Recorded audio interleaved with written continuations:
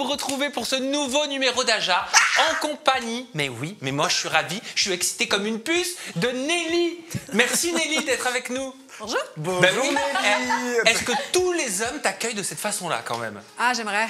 Ah, ce serait cool, ouais, hein. Ce serait cool. Nelly, je suis ravie que tu sois là parce qu'on s'était jamais rencontrés. Ouais. C'est ta première, tu vois, même la lumière, elle s'éteint, tu vois, tellement elle est contente que tu sois avec nous, tu vois, on a eu un signe de l'au-delà. Nelly, on t'a tous découvert, c'était à l'époque sur W9, je ne vois plus rien parce que j'ai regardé la lumière. C'était en 2013, c'était dans La Belle et ses Princes, la saison 2, et ses Princes presque charmants. Par la suite, tu participes à la saison 6 des Anges, une saison qui t'aura certainement marqué, peut-être qu'on te posera des questions liées dans quelques instants. D'ailleurs, en parlant de marquage, t'as pas pris une ride? Ah, c'est gentil ça. Mais oui, c'est quoi ton secret? Bah, pas de chirurgie esthétique, non. J'en pense, mais non, pas du tout, j'en ai pas fait. Non, mais vraiment, en vrai, si les gens savaient ma routine, c'est le pot de crème bleue Nivea, je mets ça. Je te jure, c'est vrai. Je n'ai absolument pas de crème ni rien du tout. La seule chose que j'ai fait, c'est ma mâchoire. J'avais souffert d'une rétrogénie, j'avais la mâchoire un petit peu en arrière. C'est une opération qui est prise en charge en plus, donc je me la suis permise. Et du coup, voilà, c'est tout. C'est vraiment la seule chose que j'ai fait. Ravi Nelly que tu sois avec nous pour pouvoir donner ton avis sur les sujets pop culture, télé-réalité, influence de la semaine. Pablo, Anouchka, comment ça va? Bah, ça va trop bien. Fin. Ça va et toi? Il fait beau à super. Paris, donc ça va. Grave, le ciel est bleu pour une fois que j'arrive et qu'il fait meilleur en France qu'en Suisse. Bah voilà. D'ailleurs, Oh, c'est vrai dit-elle. qu'on a la chance d'avoir un très beau temps à Paris en ce moment. Dites-nous dans quelle région de la France vous êtes, ou du monde d'ailleurs, dans quel pays, et quel temps il fait chez vous. Vous êtes content de vos mises en beauté par Sandra aujourd'hui? Et franchement, elle m'a refaite. Moi aussi, j'ai l'impression d'être bronzé alors que je suis vraiment claqué. Attends, donc, mets-toi proche de moi, on va voir si t'es bronzé. ouais, ça, ouais, plus, Bah tiens, plus, ça faisait plus longtemps de qu'on se viande l'était pâle. pas faite. Alors tu vas découvrir Nelly que j'aime bien chanter, j'enregistre des jingles, en veux-tu, en voilà. Et on remercie notre maquilleuse en chanson sur Aja. Donc c'est parti pour Sandra oh Sandra. Allez tous ensemble. Je sais que vous la connaissez. Nelly, tu vas la découvrir. On pourrait être une comédie musicale. Sandra, oh Sandra, tu nous as magnifiés avec tes pinceaux, ouais. Tu nous as sublimés, ton talent et ta passion. On veut te remercier. Sandra, oh Sandra, tu nous as fait briller. Vous retrouvez Sandra Nakache sur son compte Instagram, c'est Sandra Nakache-du-bas. Make-up. Non, R Oui. tiré du bas, make-up, c'est ça. Et tout de suite, Nelly, si tu veux savoir de quoi on va parler, bah, ça se passe là, c'est le sommaire de l'émission. Découvrez notre analyse sur la tendance du moment. Je te plante comme Nabila dans la rubrique La traîne de la semaine. Notre invité Nelly passera sur le grill de la question qui tue et on lui a préparé des questions bien brûlantes. Alerte couple ou alerte rupture? Manon et Julien Tanti sont-ils réellement au bord du divorce? Côté Up and Down, ne manquez pas l'humeur de vos chroniqueurs avec Jazz qui avoue avoir fait un test ADN à son fils London pour vérifier la paternité de Laurent. Raphaël Pépin, lui, est accusé de s'être moqué de l'accent d'une internaute alors qu'il se justifiait pour son comportement envers Andréane dans Les Anges, puis Giuseppa répond cash à un utilisateur des réseaux qui l'a comparé à Adixia. Dans la rubrique Un comme un sujet, Stéphanie Clairbois affiche son conjoint Nicolas Lozina en story et Cassandra Julia partage son évolution physique pour pallier à son complexe. C'est le retour de l'Aja droit de réponse. Seb Dadi souhaite réagir aux propos de Muriel Arnal de l'association One Voice tenue dans le Aja de la semaine dernière. Dans le dossier, un membre du collectif AVI sera présent en plateau afin d'expliquer pourquoi ils estiment que l'émission de la JLC Family représente une mise en danger pour le public. Le plateau, c'est à vous. Et c'est au quiz. J'ai une petite question à vous poser dans un premier temps. À votre avis, combien de fois mes vidéos YouTube ont-elles été aimées, likées la semaine dernière? Est-ce que c'est 12 500 fois? Est-ce que c'est 17 900 fois? Ou est-ce que c'est 23 300 fois? C'est une dinguerie. Une proposition de réponse. Moi, je me vois avec mes 100 likes, je me dis waouh. 23,3, Moi, j'en ai 20 des likes, donc genre de quoi tu parles pas. 17,9 ou 12,5K? 17. Ah, Mauvaise réponse. Ah mince. Pas 23, le plus. Oui, vous avez été Carrément. 23 300 C'est dingue. en l'espace de 7 jours à liker mes vidéos, mes contenus sur YouTube. Donc déjà, merci vraiment pour ça. C'est hyper appréciable quand même. Non mais c'est vrai quoi. Bravo Sam. Non mais bravo à vous, merci, ça fait plaisir. Et d'ailleurs, si je peux vous encourager à laisser un petit pouce, un petit like sur ce Aja, Qu'est-ce que tu dirais, Anouchka, pour donner envie à nos agiatrices agiateurs de liker ce Aja? Bah, si vous êtes contente de revoir Nelly après toutes ces années, parce que franchement, t'as fait partie de mon enfance. Enfin, quand je dis ça, J'ai 60 ans. c'est génial de pouvoir revoir d'anciens candidats quand même emblématiques. Donc, liker pour Nelly et pour nous un petit peu aussi. Et c'est la dernière du Zir anniversaire. Ah, c'est vrai? Non.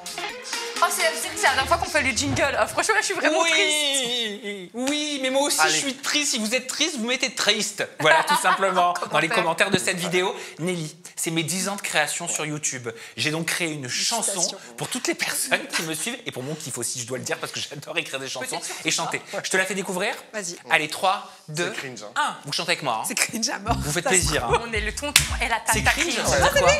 C'est gênant. Ah, c'est cringe. C'est gênant. Oh bah écoute. C'est toi et moi, quoi. J'adore. Voilà. C'est Zir anniversaire, RRR, c'est pas celui de ta mère, mère. C'est Zir anniversaire, RRR, c'est pas celui de ta mère, mère. 10 ans déjà, mais wesh, toujours garder la pêche, pour que le moral soit là. Faut arrêter de calculer des bandes de rats. Ça c'est clair, paraît que je parle trop de fesses. On me le dit de temps en temps, plein de fausses politesses. Ça on me le dit souvent, tu veux que je te dise un secret.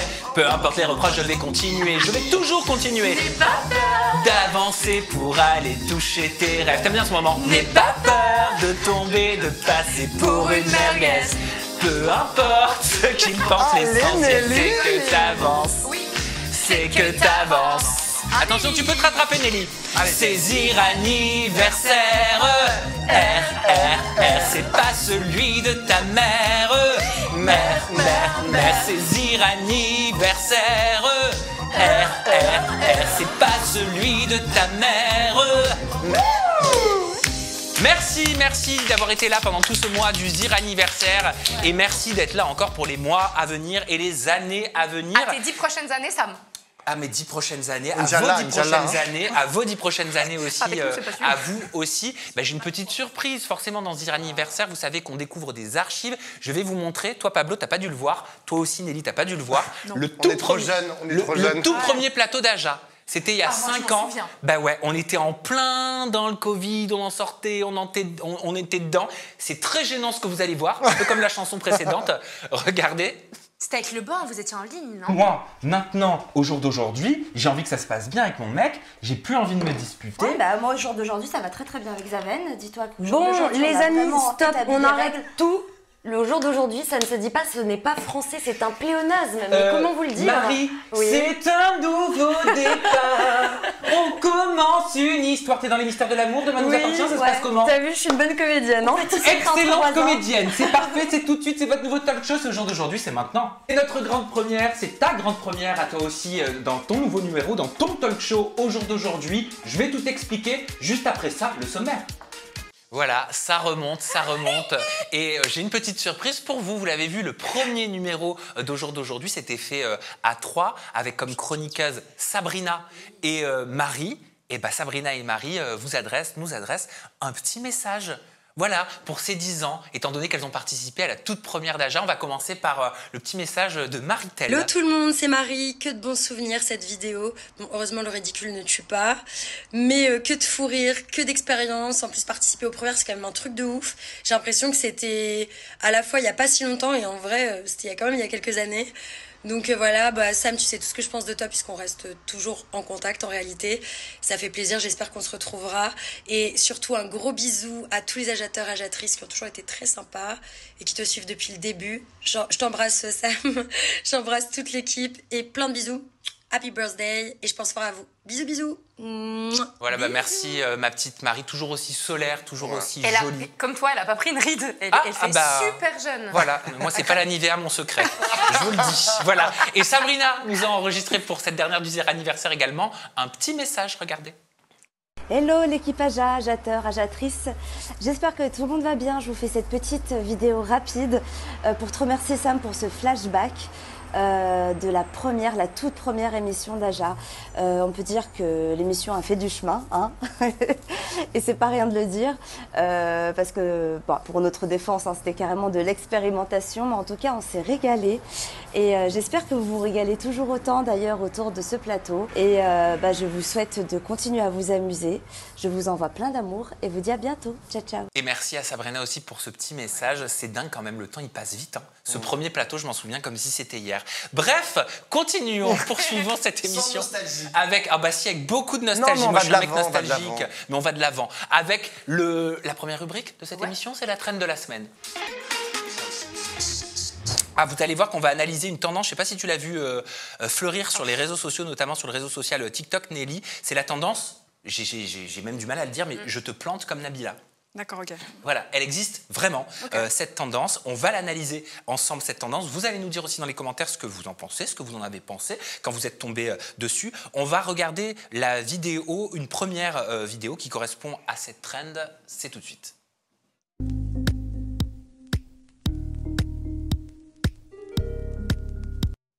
Voilà, donc on peut lire en fait sur cette vidéo, tu fais quoi si je te trompe? Et la réponse en description, c'est je te plante comme Nabila. D'où la trend. Après, pour rappel, en novembre 2014, après une dispute, Thomas Vergara est blessé au thorax par un coup de couteau donné par Nabila. La jeune femme, elle avait été reconnue coupable de violences aggravées volontaires. Elle avait écopé d'ailleurs d'une peine de prison de 6 mois ferme. Nelly, là comme ça, peut-être que tu la découvres, cette trend. Qu'est-ce que tu penses de cette trend, donc de cette tendance sur les réseaux sociaux? Je suis choquée. Pour moi, là, c'est vraiment banaliser la violence. En fait, pour moi, il n'y a rien qui justifie qu'on plante quelqu'un ou même qu'on frappe quelqu'un. Donc, ouais, c'est chaud. En fait, je pense que c'est sous couvert d'humour, sous-entendu. Vous voyez, ils sont toujours ensemble malgré qu'elle a fait un geste irréparable. Mais pour moi, je trouve que c'est scandaleux. Est-ce qu'il y a une banalisation sur les réseaux sociaux au travers de trends, même de faits graves, parfois? Pablo? Oui, ça peut exister. Moi aussi, je trouve ça hyper problématique, toute cette trend. Après, il faut quand même faire attention. Si je prends par exemple le mouvement féministe, historiquement, à certains moments de son histoire, il a aussi utilisé des slogans qui étaient violents envers les hommes, qui appelaient par exemple au matriarcat, qui disaient ce serait bien d'avoir une société où il n'y a que des femmes et puis si on tuait tous les hommes.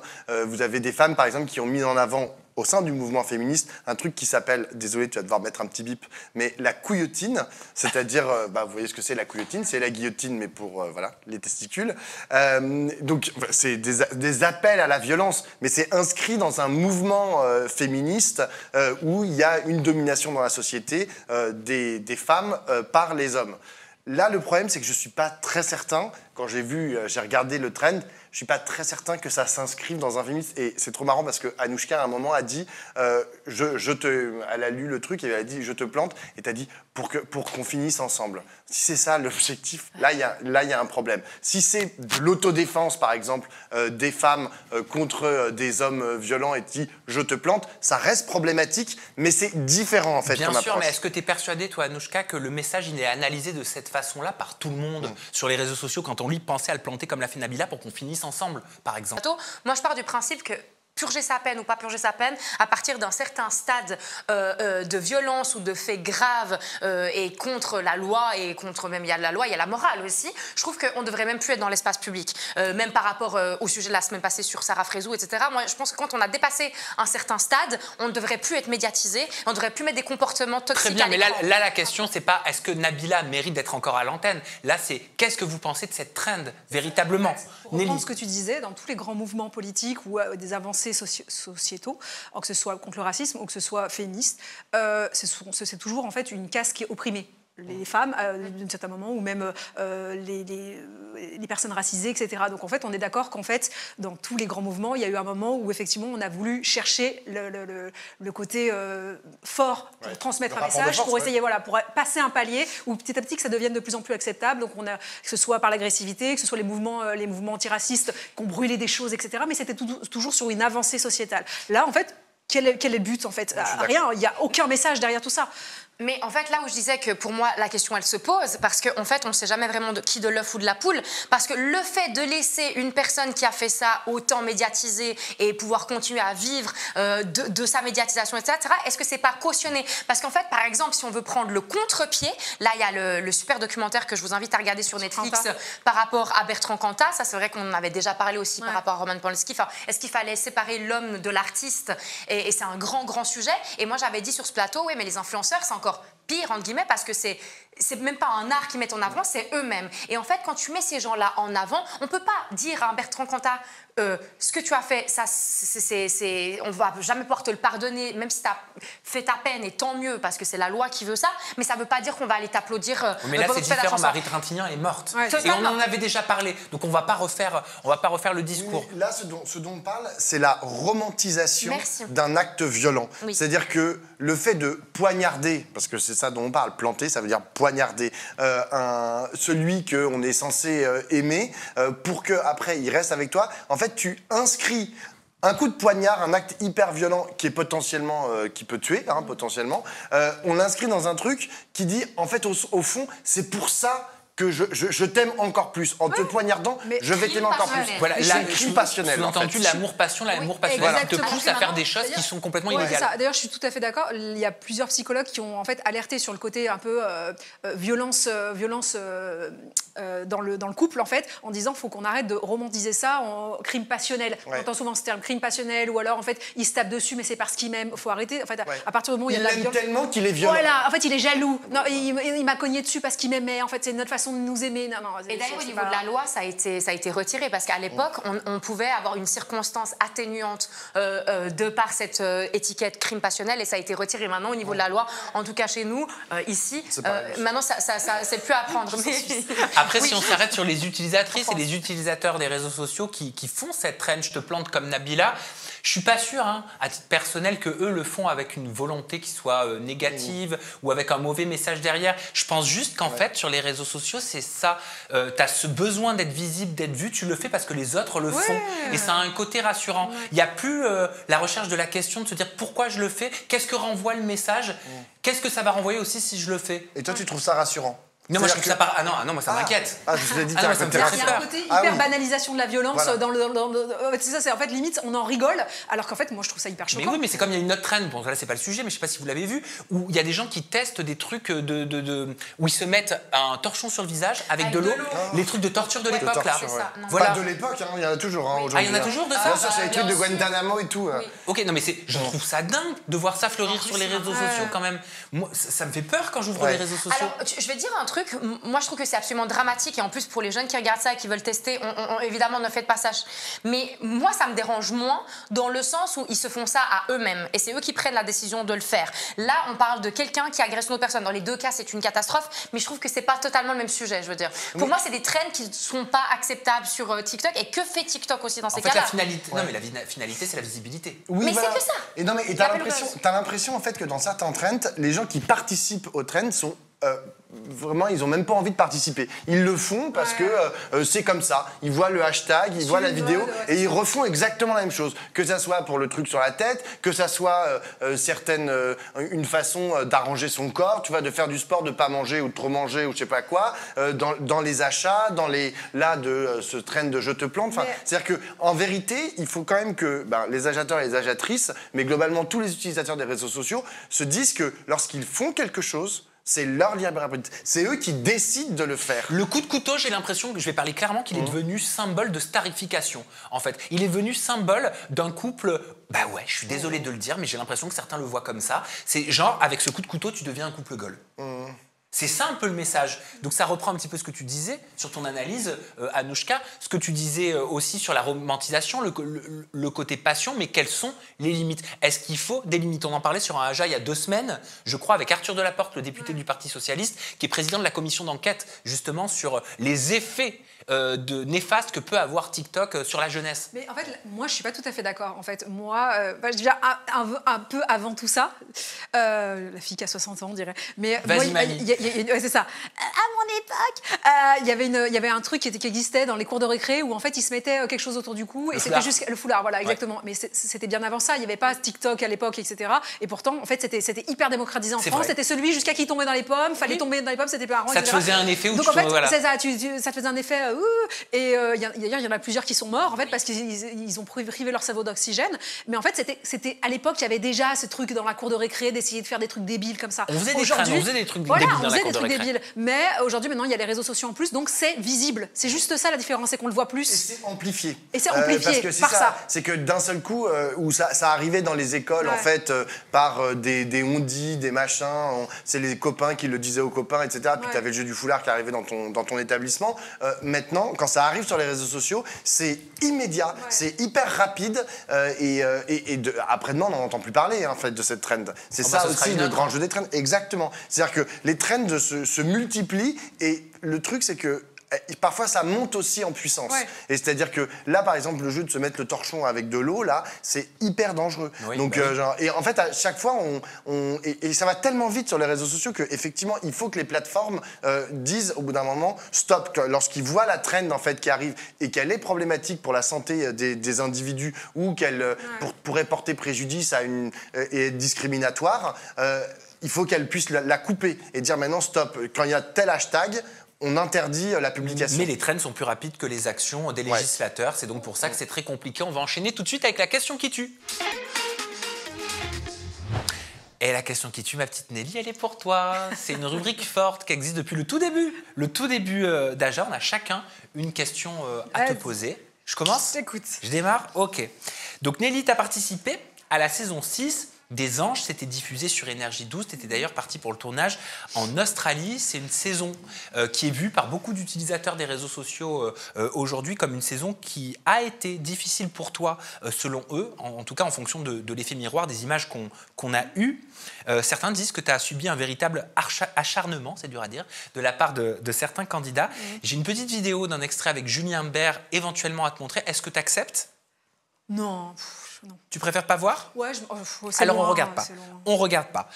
L'acharnement, je suis pas d'accord. En fait, c'est vrai que souvent j'ai entendu ce mot. Je veux bien qu'en fait il y a eu un effet de groupe où les gens ils se sont un petit peu mis contre moi. L'acharnement, un acharnement, le mot il est fort. En fait, vraiment c'est une action répétée, quotidienne, voire plusieurs fois par jour, etc. Et là, c'était pas le cas. Il faut savoir que c'est monté. Les internautes parlent de harcèlement.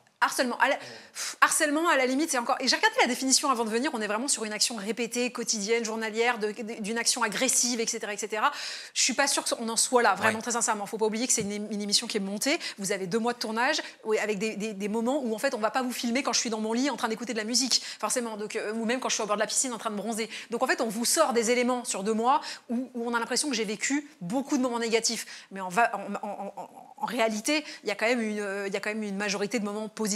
Simplement, on a montré, on a mis en avant, effectivement, c'était à l'époque ce qui faisait le buzz, les moments négatifs. Quoi. Donc dans ce cas, tu es en train de nous dire que les internautes et les utilisateurs des réseaux sociaux, ils parlent à ta place, quelque part. C'est exagéré, je dirais. Franchement, très sincèrement, j'aime pas le terme acharnement, harcèlement, c'est un petit peu fort. Parce qu'il y a des images qu'on a vues. Alors attention, est-ce que ça a été très violent ? Oui, je suis d'accord. Ah ouais, il y a des images quand même, je suis désolé. Je suis d'accord, mais je suis Moi, d'accord. je te parle en mon nom. Mais c'est peut-être aussi pour ça que, enfin là je vais parler à ta place, tu vois, mais pourquoi tu veux pas voir la vidéo ? Parce que c'est pas agréable. Voilà, c'est tout simplement ça. En fait, puis même si c'était un acharnement, même si c'était un harcèlement, est-ce que vraiment très sincèrement c'est agréable de revoir une image comme ça ? Je suis pas sûre. 10 ans plus tard, à l'époque j'étais à chaud, etc. Puis, de toute façon, dis-toi que même à l'époque, quand je venais de sortir et que j'ai vu la diffusion, je ne le regardais même pas. Je ne me supporte pas à l'écran. Oui, mais pourtant aujourd'hui les utilisateurs des réseaux sociaux, ils t'envoient des extraits vidéo. Alors on m'a juste envoyé Linda. Pour être très honnête, on m'a rien envoyé d'autre. La vidéo de Linda qui dit quoi ? Qui dit que j'étais dure à vivre sur le tournage. Voilà. Okay. Mais ton nom ressort sur les réseaux. Bah forcément, parce qu'encore une fois, on est sur un montage qui montre quelque chose de très négatif. Et les gens, le public parle de harcèlement, donc à ta place. Ouais. C'est pour ça que c'est intéressant de te poser la question. C'est toi la concernée, c'est pas nous. On est d'accord. Mais attention, là, je suis d'accord sur le côté que ça a été très dur à vivre, que ça a été, il y a des instants qui ont été très agressifs, très violents. Je suis d'accord. Et ça a été très redondant. Et moi, c'est vrai que j'ai dû marcher sur des œufs pendant ce tournage, etc. Parce que j'avais quand même 4-5 personnes qui m'avaient pris en grippe. Harcèlement, je sais pas pourquoi le terme, je le sens pas. Tu me pardonneras peut-être que je m'avance un peu trop, je vais aussi parler à ta place pour le coup. Mais tu sais, c'est comme quand tu discutes avec une amie, enfin je ne vais pas genrer ça d'ailleurs, une personne qui a été victime d'une agression. Je vois ce que tu veux dire. Et qui, tu sais, elle n'arrive pas à mettre les mots dessus, elle dit mais tu sais, finalement, est-ce que c'était vraiment ça? Puis j'ai pas vraiment dit non. Et puis elle essaie de trouver des excuses alors que, par exemple, on parle du public, moi je peux le dire, je faisais partie de ce public-là et j'ai arrêté de regarder Les Anges à partir d'un certain moment. Je crois que c'était quand il y a eu Aurélie Preston. Aurélie Preston, c'était horrible à regarder. Même moi, j'ai essayé de regarder, je pouvais plus. C'est la saison 8. Je pouvais plus. Mais je me suis arrêtée à la saison 8, mais ça avait déjà commencé avec toi. Est-ce que tu te rends compte que par rapport à moi, on est quand même sur un degré qui était quand même bien élevé? Oui, mais en fait, moi, si j'ai des enfants qui regardent ça, alors des enfants ne devraient pas vraiment regarder ça, mais si je devais donner un exemple à ne pas suivre à des écoliers, des étudiants, des lycéens, que sais-je, un peu plus âgés, c'est même ce qu'ils ont fait par rapport à toi, je suis certes coupée et peut-être condensée. Complètement d'accord. Pour moi, c'était déjà trop. Et en fait, c'est là où ils m'ont perdue et j'ai arrêté de regarder parce que pour moi, c'était de la souffrance de te regarder là-dedans. Je suis complètement d'accord.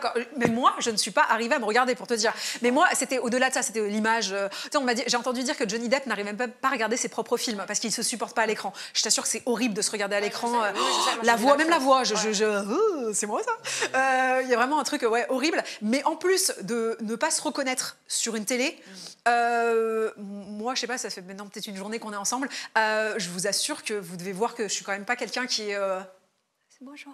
Oui, tu passais pour la meuf frêle, la meuf timide, très fragile, très timide, très etc. fragile. Alors que pas du tout dans la vie, je suis pas du tout la Donc personne c'est quoi, qui se fait marcher dessus. C'est une question de montage? Alors non, c'est pas ça, c'est qu'en fait il y a quand même un effet de groupe où en fait t'en prendre à quelqu'un. Encore une fois, si je m'étais embrouillée avec Anaïs par exemple. Anaïs Kaminzouli. On est face à face, on s'embrouille, on se dit des insultes, il n'y a pas de problème, etc. Imaginons, on passe les bornes, on finit par s'insulter. J'en suis capable, il y a toujours, même vous, je suppose, il y a un moment, on a passé les bornes à quelqu'un, il y a quelque chose qui pète là-haut et on finit par s'insulter, ok. Sauf que là, on était sur un degré supérieur, c'est-à-dire que c'est des gens qui, je sentais, pouvaient arriver dans de la violence. Donc déjà, moi, c'est quelque chose que je n'y arrive pas, la violence me tétanise. Il y a des gens qui réagissent très bien à la violence, qui arrivent à se protéger, etc. Et il y a une autre partie de la population qui est tétanisée face à la violence. Vous voyez, vous avez une agression, il y a quelqu'un qui arrive vers vous, vous ne bougez plus. Moi, je fais partie de ces gens-là, c'est-à-dire qu'en fait, d'un coup, tu vois un Julien Guirado qui arrive vers moi, peut-être c'est une agression normale, tu vas faire quoi? Il y a des gens qui sont comme ça, qui arrivent tout de suite à... C'était ça dans Les Anges, c'était que ça dans Les Anges. Vous voyez, entre eux, ils arrivent à pas avoir cette peur. Mais moi, vu que c'est tellement pas ma façon de parler et ma façon de fonctionner que je tétanise. C'est-à-dire que je vois quelqu'un qui arrive et d'un coup, mon corps, quelque chose quitte mon corps. Voilà. Et donc, du coup, tu multiplies ça par 3-4 personnes qui sont un peu dans cette façon de fonctionner, qui peuvent vite être agressives. Je t'assure que moi, on m'a perdu. C'est-à-dire que j'étais complètement... demande à Jérém Starr, qui avait participé à la saison 6. Exactement, qui est venu en milieu de tournage, etc., qui lui me connaît donc depuis 20 ans. Donc c'est quelqu'un qui m'a connu bien avant la télé, bien avant, etc., etc. Eh bien, en fait, il m'a dit, dès que j'ai passé la porte, il m'a dit, t'étais en retraite, t'étais comme ça derrière les gens, etc. J'étais contente de voir un visage familier, moi, genre une bouffée d'air frais. Merci, ça fait plaisir de voir un visage ami. Il m'a dit, je ne t'ai pas reconnu, t'étais hyper en retrait, hyper effacé. Mais quand vous avez 4-5 personnes qui sont un petit peu toujours... Vous savez, quand vous avez pris quelqu'un en grippe, bah, du coup, cette personne, elle n'a pas envie de se prendre la tête. Donc, en fait, elle finit par ne plus rien dire parce qu'en fait, le moindre truc, même une blague, et ben en fait, on va se dire, oh là là, mais pourquoi tu dis ça? Vous voyez, en fait, le moindre truc est déformé et retourné contre vous, etc. Donc, en fait, vous finissez par être complètement amorphe. Et ça, par exemple, cet effet de meute que tu racontes, tu penses que c'était organisé par la production? Non, pas du tout. Non, c'est marrant que les gens pensent ça. Oui. C'est étonnant cette façon de penser en disant que la production organise. Alors moi, pourtant, je suis quelqu'un qui est un peu anti-production, vous voyez, j'ai pas du tout de mal à taper sur les productions, autant là, pas du tout, mais vraiment pas du tout. Je pense pas du tout que la production organise un harcèlement ou une guérilla contre un candidat. En revanche, il y a des pousseurs, c'est-à-dire qu'en fait, il y a des gens, par exemple... je ne fais pas la vaisselle, j'ai oublié de faire la vaisselle. Eh bien, je suis dans mon lit, assis sur mon lit. Eh bien, il y a quelqu'un qui va dire à Linda, Nelly, elle a oublié de faire la vaisselle, va la chercher. Par exemple, vous voyez. Donc, ils organisent rien, mais par contre, ils vont quand même dire, voilà, ils vont essayer de quand même créer des séquences de façon à dire, Nelly a oublié de faire la vaisselle, Linda, toi qui t'occupes un peu du ménage, qui est un petit peu, bon, c'est la maman de la maison, etc. Va voir Nelly, tu lui rappelles qu'elle doit faire la vaisselle. Donc, forcément, Linda, elle va pas arriver en disant, Nelly, excuse-moi, tu dois faire la vaisselle. Bah, Linda, elle fait sa séquence en disant Nelly, la vaisselle, etc. Donc, vous voyez, il y a effectivement des pousseurs qui créent des instants dans la maison. Forcément, sinon, il ne se passerait rien. On est dans une villa, vous êtes déjà parti en villa avec des copains. On n'est pas en train de se taper sur la gueule, etc. Donc, il y a forcément des instants qui sont un peu créés par la production. De là à parler de mettez-vous tous sur Nelly ou mettez-vous tous sur Aurélie Preston, non, vraiment, très sincèrement, pas du tout. En tout cas, merci Nelly de m'avoir répondu. Anouchka, c'est à toi. Je te confie Nelly pour la suite. Bon, là, Nelly, on parlait donc de ce tournage des Ondes 6, qui n'a pas été facile, hein, apparemment. Mais la diffusion ne l'a pas été également, c'est ce que je te disais, moi, en tant que spectatrice. Tu t'étais d'ailleurs exprimée en story face à l'acharnement que tu disais subir de Raphaël Pépin lors de cette diffusion. Rappelle-toi, c'était cette vidéo-là. C'est que Raphaël, en fait, est toujours, même moi, à l'époque des Anges 6, il tweetait sur moi. En gros, j'avais déjà 4-5 personnes sur mon dos, et moi, il tweetait sur moi pour en rajouter. En fait, ce mec, déjà, c'est un gros misogyne, c'est un mec violent, c'est un mec mis dans la tête, et ça, je le savais, tout le monde le sait. Mais ce mec, en fait, voilà, s'il y a un truc, s'il y a une meuf à dire du mal, il a 400 ans de retard, le mec. Dès qu'une meuf a une jupe, c'est une pute. De toute façon, ces meufs-là, là, je supporte pas ces meufs-là. C'est un mec, il est arriéré. Alors, l'étiquette de misogynie et de misogyne de Raphaël, il le suit depuis un moment maintenant. Il n'y a pas que toi qui en a parlé, loin de là. Pourtant, lui, il nie avoir une quelconque forme de misogynie en lui. Oui. Ma question qui tue est donc la suivante. Tu vois ? C'était toujours pas la question. C'était que le préambule. Nelly, en sachant que Raphaël nie encore et toujours, encore à l'heure actuelle, toute forme de misogynie, est-ce que tu te dis qu'il est dans le déni ou qu'il est incapable de se remettre en question justement parce qu'il méprise profondément les femmes?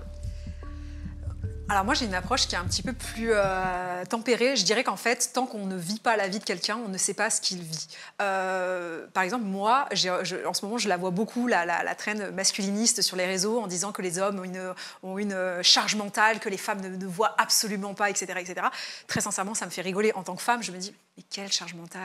On n'est plus en 1950 où l'homme devait rapporter le salaire et puis la femme est en train de faire la vaisselle. Ouais, c'est fini ça. Donc la charge mentale, je la vois pas. Vous voyez, je fais partie de ces femmes qui disent, en fait, aujourd'hui, on est 50-50, la femme se lève le matin pour aller travailler, le soir, il y a les devoirs, les enfants, le ménage. Aujourd'hui, on est plutôt, en grande majorité, assez égalitaire sur ces pas encore tout à fait sur la question du ménage, mais enfin du quotidien, ni les enfants, etc.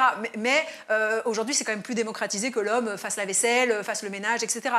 Ça ne nous choquerait plus de voir un homme faire la vaisselle, par exemple, à une période, en 1920, et ça serait absolument impensable. Donc je pense qu'aujourd'hui, en fait, il y a une partie des femmes qui ne vivront jamais le quotidien d'un homme, et il y a une partie des hommes qui ne vivront jamais ce que c'est que d'être une femme. Donc je pense que Raphaël fait partie de ces gens-là qui sont incapables de se mettre à la place de ce qu'est le quotidien d'une femme. Par exemple, il y a des hommes qui sont vraiment intimement persuadés qu'une femme s'habille pour les hommes.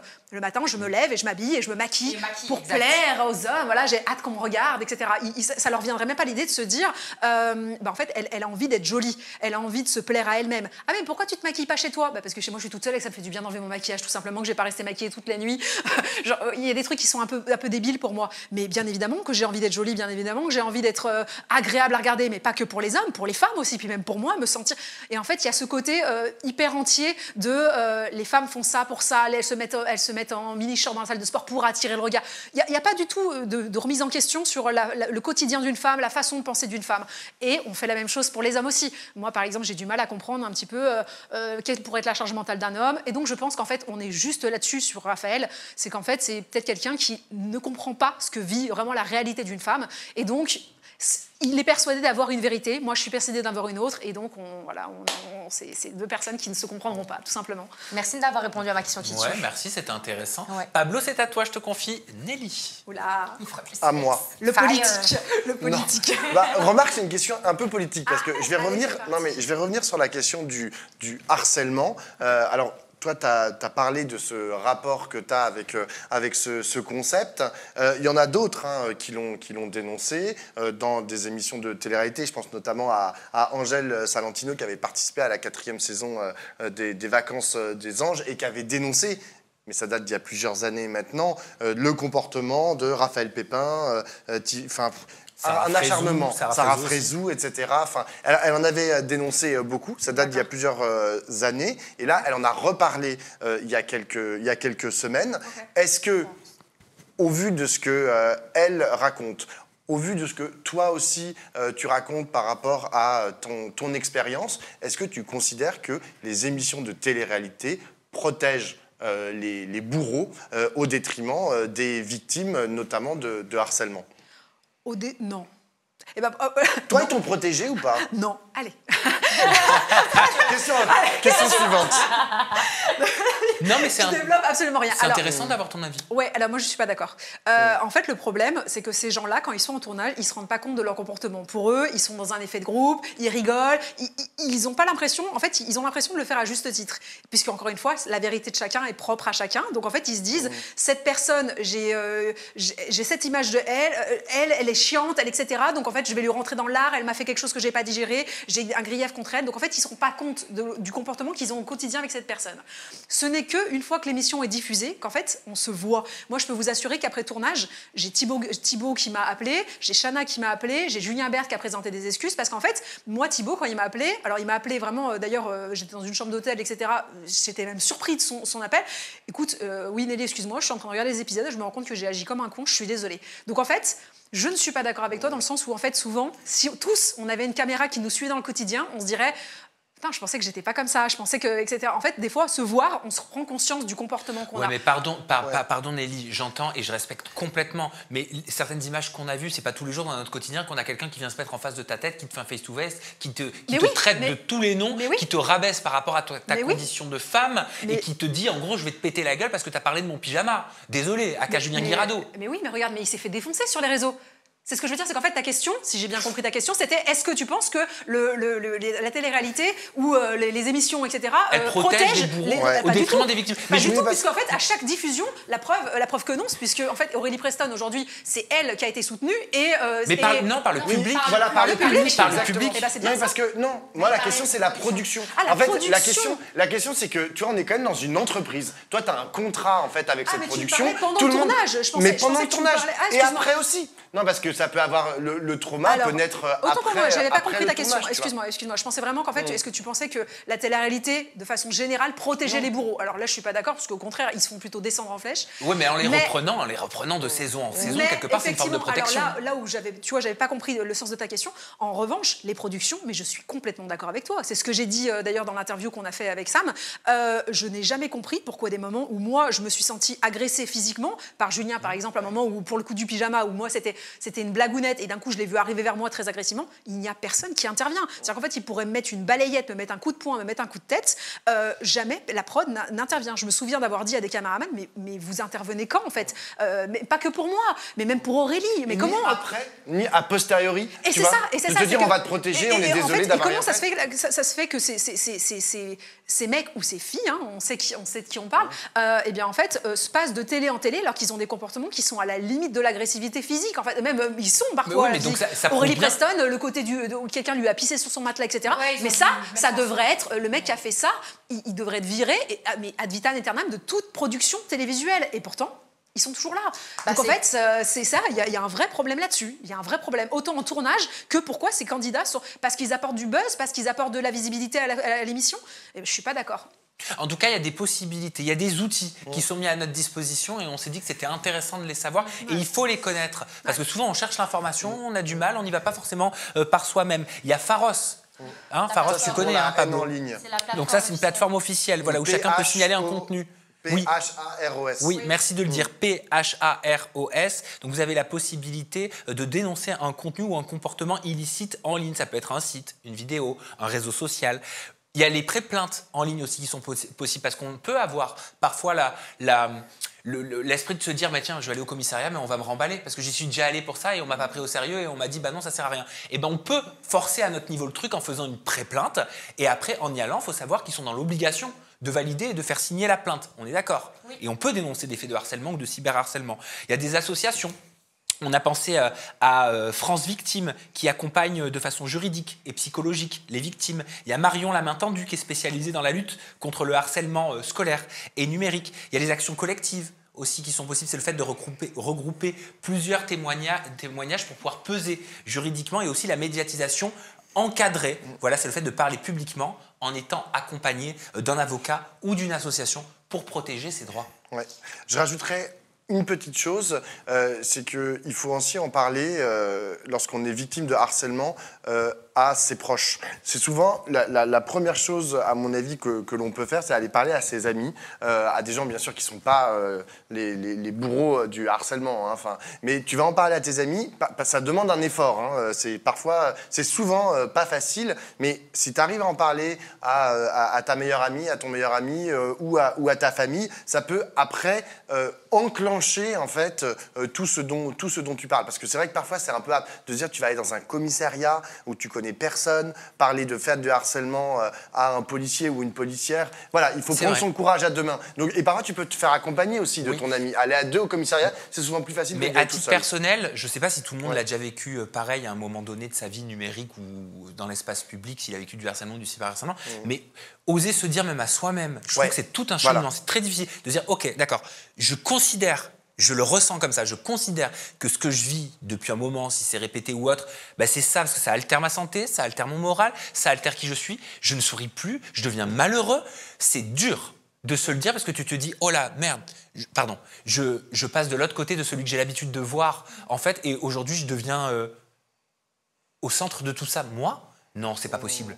Tu vois, tu t'es dans le déni un peu. Hein. Ouais, mais c'est pas mon cas. Hein. Attention, non, je sais, je parle pas de toi. Voilà. Je parle pas de toi. Ok, d'accord. Oui, c'est vrai que moi, j'avais peur que ce soit ça, mais c'était pour qu'on puisse le dire et que tu puisses revenir là-dessus parce que c'est le cas de beaucoup de personnes. Ça a été tourné il y a plus de 12 ans. Exactement. Donc en fait, aujourd'hui, vraiment, j'aurais le recul nécessaire et surtout, je pense que je suis assez intelligente pour me dire que c'est vrai que c'est ce que j'ai vécu. Aujourd'hui, je me suis pas. Alors, ils ont été pour certains très très cons, voire un peu trop physiquement menaçants. C'est vrai. De là à parler de harcèlement, c'était 2 mois de tournage. Donc en fait, regardez un petit, si vous vous souvenez de l'émission, regardez un petit peu ce que vous avez vécu dans la tête ou moi à un moment où vous avez dit ils sont un peu forts. Mais non, lissez ça sur 2 mois. Vous vous rendez compte qu'en fait, on parle quand même d'actions qui n'ont pas sur 2 mois de vie commune. Vous avez peut-être vu quoi, 5-6 interactions qui vous ont marqué. Donc imaginez sur 2 mois. C'est là que sinon il y en aurait eu beaucoup plus sur 2 mois. Vous voyez ce que je veux dire? Encore une fois, on vous prend 5 interactions, lissées sur 2 mois. Vous vous dites en fait ça va. Il y a eu 5-6 clashs, mais en vrai sur 2 mois, la majorité du temps ça va. Alors même si j'ai pas super bien vécu mon aventure forcément, puisque ces interactions ont été négatives et ont impacté l'ensemble du tournage. C'est vrai. Mais en soi. Est-ce qu'on peut parler de harcèlement? Alors, je m'excuse, moi, je veux rebondir et je trouve ça génial que toi, tu aies ce recul-là et que toi, par rapport à ta propre sensibilité, tu te dises, finalement, c'était pas tant que ça. Mais j'aimerais quand même, mais ça, c'est propre à chacun. Et peut-être que quelqu'un, il va avoir genre 2 événements, parce que si on parle de harcèlement, ça doit être répété. Donc, c'est pour ça que je dis 2 pour qu'il y ait une répétition. Et en fait, à partir... mais oui. Et que peut-être, par exemple, moi, j'ai vu des commentaires passer par rapport à Angèle qui voulait minimiser en disant, mais elle va aussi loin que pour ça, après autant d'années, nanana. Voilà. Et je trouve que c'est juste important de dire et de rappeler que en fait, une victime est une victime, que ça n'est pas un gros mot. Parce que ça aussi, on nous a tellement appris que fais pas ta victime, genre tu geins, t'es une personne faible et tout. Mais les gars, si tu es victime de quelque chose, tu es une victime et c'est pas péjoratif. Et on n'a pas à avoir honte d'être une victime. C'est les bourreaux qui doivent avoir honte. Et on n'a pas à minimiser les sentiments, les émotions, le ressenti d'une personne. Si elle le vit mal, si elle finit en hôpital psychiatrique, si elle a envie d'en parler jusqu'à la fin de sa vie, moi j'aurais envie de dire sors de ça ma soeur pour ton bien-être, mais on est qui nous pour juger ça? Je suis complètement d'accord. Mais de toute façon, mais même sans harcèlement, il y a un élément qui peut te perturber toute ta vie. C'est ça, c'est pour ça que j'aimerais qu'on le dise. Voilà. Mais moi, c'est vrai on ne règle pas le harcèlement par le harcèlement. Totalement. Et ça c'est aussi hyper important de le dire parce que sur les réseaux sociaux, dénoncer c'est très bien, prendre sa voix c'est très bien, ouvrir l'écoute c'est très bien, mais on ne règle pas un crime par l'assassinat. Ça fait penser à un épisode de Black Mirror où justement en fait, la société commence à s'en prendre à la tueuse et lui fait vivre l'enfer ad vitam aeternam. La dernière, pas de spoiler. C'est la saison 1. C'est la saison, je ne sais plus laquelle. Mais en l'occurrence, moi je pense que j'ai été... alors j'ai un caractère... Pourtant, encore une fois, tu vois, j'ai été un peu pris en grippe par certains candidats et pourtant j'ai un caractère très fort. Donc en fait, ça n'a rien à voir. Voilà, exactement. Mais par contre, ma résilience suite à ça... fait qu'aujourd'hui, je n'ai jamais été impactée ni par de la drogue, ni... Enfin, tu vois, je ne me suis pas réfugiée dans quelque chose, même si rien à voir avec ce que tu penses que je vois ton petit regard. Ah non, qu'est-ce que j'ai tu pensais peut-être à la boulimie plus tard, etc. Pas du tout. Okay, je pensais à mon alerte couple qui arrivait après. Moi, je l'ai vraiment digéré et je l'ai mûri. Et en fait, aujourd'hui, voilà. Moi, j'aimerais juste dire un truc qui m'a fait tilter, où tu as dit, en fait, j'ai eu par exemple 5-6 interactions un peu violentes dans le cadre du tournage. Et à la fin, ils ont tout résumé ça dans les épisodes. Voilà, que ça, quoi, c'est Exactement. ça. Mais du coup, ça pose une question de la responsabilité de la production dans ce qu'elle montre. Et aujourd'hui, moi, je vois en fait, notamment beaucoup de jeunes qui ont été biberonnés à la télé-réalité et après aux réseaux sociaux, qui pensent que en fait, une relation normale entre individus, c'est se hurler dessus, s'envoyer des oreillers, voir des assiettes et s'insulter. Parce que quand ils regardent des télé-réalités, effectivement, c'est ponctué par ça. Enfin, c'est ça qui crée. Ça allait de moins en moins. Et ça, exactement. Maintenant, il y a plus de temps, un peu plus. Maintenant, ils font du jeu. Ils font du jeu. Vu qu'ils peuvent plus faire de clash, ils font du jeu. Oui, mais je pense que c'est une évolution positive de la télé-réalité. Parce que sinon, c'est vrai que ça met dans un mindset où tu te dis, bon, bah, en fait, c'est normal de s'insulter. T'es en couple où tu te dragues et au bout d'un moment, bah, tu finis par te traiter de tous les noms. Bah, c'est pas possible. En fait, alors maintenant, moi, c'était l'époque de début de la télé-réalité. Enfin, début, pas tellement, c'est plus Loana, le début de la télé-réalité. Moi, je suis arrivée bien après. Mais ce que je veux dire par là, c'est qu'aujourd'hui, moi, les télé-réalités où je sais qu'il y aura des clashs, des machins comme ça, c'est ce que tu m'as dit tout à l'heure. Moi, je ne peux plus regarder ça. C'est pour ça que je ne regarde jamais la télé-réalité. Les seuls trucs que j'arrive à regarder, c'est les Marseillais. À l'époque, plus maintenant, mais effectivement, les Marseillais. C'était trash, Oui, non, avant. Mais là, récemment, c'était quand même bon enfant. Mais même quand ils s'insultaient, c'était va te faire une patrouille. Voilà, c'était quand même. Ah ouais, non, moi je trouvais ça trop trash. Mais il n'y avait pas d'insultes vraiment méchantes. Même leurs insultes, elles étaient nulles, je trouvais. Elles étaient mignonnes. Ils se tapaient pas dessus. Donc c'était quand même plutôt agréable à regarder. Et par contre, celle que je regarde aujourd'hui, c'est celle avec les têtes de lion. Là, ils sont dans un château. Il y a des jeux. Les 50. Tu vois, ils arrivent à faire des télé-réalités. Et de stratégie. Ils arrivent à faire des télé-réalités où il y a des jeux, il y a des machins, c'est agréable à regarder, on passe un bon moment, c'est des jeux, voilà, c'est ludique. Tout ce qui est clash, machin truc, les anges, moi je peux pas regarder ce genre de télé, c'est impossible, c'est anxiogène en fait. Merci Nelly d'avoir répondu à nos questions, on va tout de suite enchaîner avec Alerte Couple. Ah bah tu as les 50. Ah bah ouais, tu vois, parce que tu en parlais, il y a une photo qui apparaît, c'est magique. Ces dernières semaines, il y a des rumeurs de divorce qui étaient très présentes sur la toile concernant Manon et Julien Tanti, parce qu'ils ne s'affichaient plus ensemble depuis un petit moment. Julien, de son côté, il faut savoir qu'il était en tournage pour le fameux Cluedo, donc nom de code de W9. Mais malgré ça, le doute, il était quand même présent. Manon ne prenait pas la parole sur le sujet. Finalement, Manon Tanti, elle a pris la parole pour éclaircir la situation. Découvrez. Il y a pas mal de rumeurs qui circulaient, comme quoi je suis séparée avec Julien, comme quoi nous divorçons. Chacun gère ses émotions comme on peut. Dans la vie, parfois, il y a des choses à surmonter qui sont un peu propres à chacun et qui demandent une remise en question, qui demandent de prendre du recul. Et c'est tout simplement ce qui s'est passé. Il y a eu une accumulation ces derniers jours, ces dernières semaines, même ces derniers mois, voilà, où j'ai ressenti le besoin de faire une pause, m'isoler, réfléchir, méditer et pas réagir avec impulsivité. Alors, je vais pas vous mentir, on est en période de crise plus. Mais j'ai beaucoup changé. Je suis en train de découvrir une nouvelle Manon, une nouvelle femme qui gère ses émotions différemment. Voilà. Cette nouvelle femme, elle a décidé de faire passer sa sérénité, son bien-être, son épanouissement, son rayonnement en priorité. Alors, dans un premier temps, Julien Tanti s'est exprimé au travers d'un post écrit dans lequel il a dit « Vous êtes nombreux à prendre de mes nouvelles. J'ai malheureusement pas vraiment la force de parler. Je suis vraiment désolé et je tenais à vous remercier. » Et il s'est finalement exprimé quelques jours plus tard au travers de cette vidéo. Comment ça, on dirait que je pleure? Je suis pas en train de pleurer, là. Bon, les fratés, je sais que vous êtes nombreux et nombreuses à vouloir savoir ce qui se passe dans ma vie, tout ça. Et vous savez que je suis quelqu'un qui aime pas trop s'exprimer. Je suis plus quelqu'un qui aime bien vous montrer ma good life, tu vois. Et pas trop l'autre côté. Mais du coup, j'ai compris que si vous êtes nombreux à regarder mes stories, c'est parce que vous voulez avoir une prise de parole. Donc je vous ferai cette prise de parole ce week-end. Voilà, je sais pas si ça sera demain, je sais pas si ça sera dimanche, mais ça sera ce week-end. Voilà, donc la prise de parole, on ne l'aura pas eue, bien qu'il l'ait annoncé. Mais quel est l'historique déjà de la relation entre Julien Tanti et Manon? Comment ils se sont rencontrés? Comment tout s'est fait? Quelles sont les montagnes qu'ils ont traversées? Alors, il y en a eu pas mal, effectivement. C'est drôle que tu parles de montagnes, parce qu'il y a eu beaucoup de rebondissements. On a vu éclore leur amour, finalement, avec eux, presque, parce que c'était sur un tournage, c'était sur les apprentis aventuriers à l'époque. D'ailleurs, ils avaient gagné ensemble, si je ne m'abuse. Moi, j'avais adoré cette... On les connaît presque pas, c'est ouf. Ils étaient jeunes, hein. on les avait vus éclore comme ça et c'est vrai, se soutenir à travers des épreuves. Et en vrai, moi, c'était un couple qui m'avait beaucoup inspirée.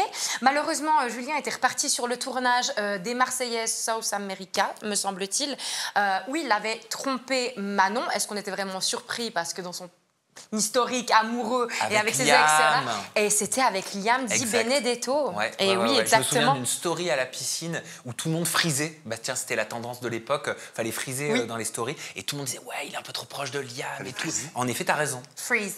Ah, là c'est freeze. J'étais là genre, tu frises à la piscine, tu vois, genre. Ouais, ça avait fait grand bruit cette histoire, mais d'un autre côté, on se disait bon, on avait connu les frasques et les infidélités de Julien Tanti, qui avait l'air de ne pas se repentir. En dehors de ça, en dehors de ses aventures, il y a Manon aussi qui n'acceptait pas le fait qu'il était très porté sur la fête, sur les amis. Il faisait beaucoup la fiesta, les bookings, etc. Parce que c'était la grande période des bookings. Mais pourtant, ils s'étaient remis ensemble sur la bonne voie, si je puis dire. Et puis, on avait l'impression que vraiment, Julien s'est repenti au moment où Manon a été enceinte de leur enfant. Voilà, de Thiago. Et là, ils annoncent faire une pause, Nelly. Une pause, je le dis mal ?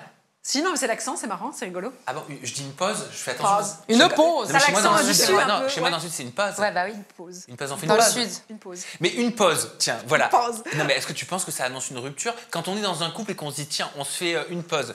Alors qu'en plus, il y a des enfants qui a tout un business, parce que leur fortune ils l'ont quand même créé ensemble depuis toutes ces années. Est-ce que c'est annonciateur, je sais pas, d'une rupture, mais on n'ose pas le dire, on n'ose pas se le dire? Alors moi personnellement je les connais pas du tout. Enfin je les connais via la télé mais je ne les connais pas personnellement. Je pense pas. Je pense que c'est dans un couple il y a des clashs. Justement c'est ça qui fait qu'un couple dure. C'est que des fois on est tout au fond du trou et puis d'un coup en fait on a l'impression qu'on s'est perdu puis en fait on a envie de se retrouver donc on repart et ça fait un effet renouveau quoi. Donc je pense pas. Mais alors dans le cas de Julien et Manon là où je pense que alors c'est pas ça, c'est que il me semble que ça fait quand même des mois, pour ne pas dire des années, que Manon a l'air d'être à bout de nerfs, à bout de souffle, qu'elle a l'impression de ne pas être soutenue, qu'elle a l'impression qu'elle a justement toute la charge mentale du couple et de la parentalité sur les épaules, sans compter que maintenant, certes, il n'y a plus vraiment les bookings, quoique ça revient à la mode, mais maintenant, il y a les matchs TikTok. Et qu'en fait, tu vois Julien constamment, quand tu ouvres ton TikTok, je te jure que tu le vois toute la sainte journée en train de faire des matchs et en train d'être en live. D'ailleurs, par rapport à ce que tu dis, par rapport à ce que tu dis, Anouchka, il y a quelque chose qui me revient. Manon Tanti, elle avait fait des stories pour dire qu'elle en avait ras-le-bol de ses live matchs TikTok. Oui. On en avait fait un sujet. Oui. On lui avait donné la parole. Elle était revenue sur ses propos. Oui. Donc bon, peut-être qu'on avait mal compris, mais va savoir. Peut-être que les live matchs lui ont volé son mari.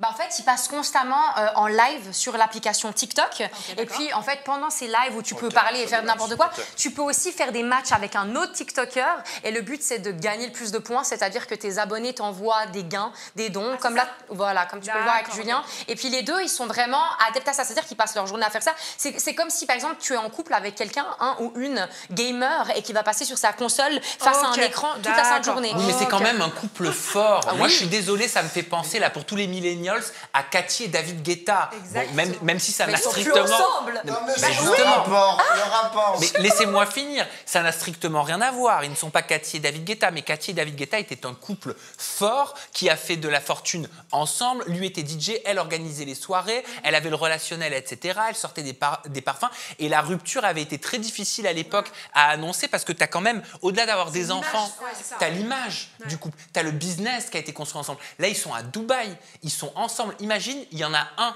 qui prend le seum, qui dit bah moi je rentre en France. Mais c'est ce qui se passe, Sam. J'ai un exemple comme ça.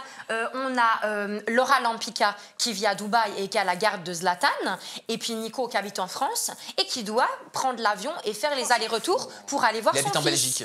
Oui, pardon, il est belge une fois. Oula, j'ai fait un très mauvais accent. Et en plus, j'ai le droit de faire des accents. Non, mais mon Dieu. On en parlera plus tard. Ouais, je sais, justement, maintenant j'ai peur de ce que j'ai fait. Excusez-moi les Belges si j'ai écorché votre façon de parler, mais voilà, pour dire que c'est possible aussi avec la distance. Est-ce que tu as envie de le faire? Ça, c'est un autre problème. Puis moi, j'ai eu l'impression que Manon a toujours été très très folle amoureuse de son Julien, et qu'elle n'a pas envie de le lâcher, Pablo. Non, mais moi, je trouve que cette question de la pause est intéressante, tu vois, genre dans les couples. C'est-à-dire que là, j'ai vu genre les commentaires sous la vidéo, tu vois, et c'est un peu ce que tu dis, Sam, la question que tu as posée à Nelly, tu vois, est-ce qu'ils vont divorcer, etc. Or, on est en fait en 2025. Les façons d'être en couple peuvent évoluer, peuvent ne pas toujours être les mêmes, et c'est pas très grave. Tu vois, c'est pas parce que genre t'es pas toujours collé serré, tu dors dans le même lit, t'as toujours genre la même façon d'être fusionnel ensemble que tu es voué à te séparer. Tu tu vois. Il peut y avoir des évolutions dans cette façon de penser le couple, penser même la famille, tu vois, effectivement, avoir des enfants ensemble, avoir un business ensemble, ça peut être problématique, mais en vrai, tu vois, ils ont qu'à s'arranger, tu vois, ils discutent, ils n'ont pas l'air non plus totalement, ils sont pas, comment on dit, à couteau tiré entre eux, tu vois, donc ils ont la possibilité, en fait, aujourd'hui, je trouve que la société donne la possibilité pour chacun et chacune, tu vois, de vivre les relations un peu comme il l'entend, au mieux, quoi, genre. Et il faut pas sans arrêt se dire, genre, soit ils sont ensemble et ils sont tout le temps collés et ils font tout ensemble, soit ils sont pas ensemble et donc forcément ils se détestent, tu vois. Tu peux te séparer à la main. Mais c'est important. La pause, peut-être que ça crée une sorte de cassure. Mais non, mais pas forcément. C'est ça que je veux dire. Pas forcément. La pause, enfin, moi, j'ai jamais pratiqué, tu vois, mais genre, non, j'ai jamais pratiqué la pause, tu vois.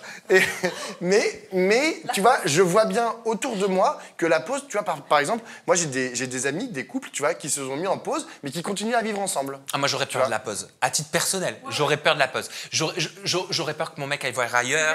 Voilà. Si pendant cette pause, il dit, bah, on était en pause, du coup, bah non, en fait, parce que moi là, t'as cassé quelque chose, tu peux pas revenir. Oui, mais attends, aller voir ailleurs, par exemple, comme vous dites, genre, t'es pas la propriété de ton mec et il n'est pas la propriété de ta propriété à toi. Mais non, mais donc, il est possible, moi c'est pas mon cas non plus, tu vois, mais il est possible d'envisager que genre la personne avec qui tu es, oui, ou qu'il soit ouvert, ou qu'il détache en fait la question de l'amour de la question sexuelle. Enfin, c'est tout à fait possible. Mais c'est des anciens candidats de télé-réalité, je pense pas, mais qui se posent toutes ces questions-là, au vu de ce qu'ils nous ont montré. Non, au vu de ce qu'ils nous ont montré dans leur émission qui était très binaire, qui était hyper linéaire. Non, c'est vrai que je vois pas Manon, encore une fois, je la connais pas personnellement, mais voyant un petit peu comment je l'ai vu en télé-réalité, et même du côté de Julien, qui s'autorise à aller voir à droite à gauche dans leur couple. Hein.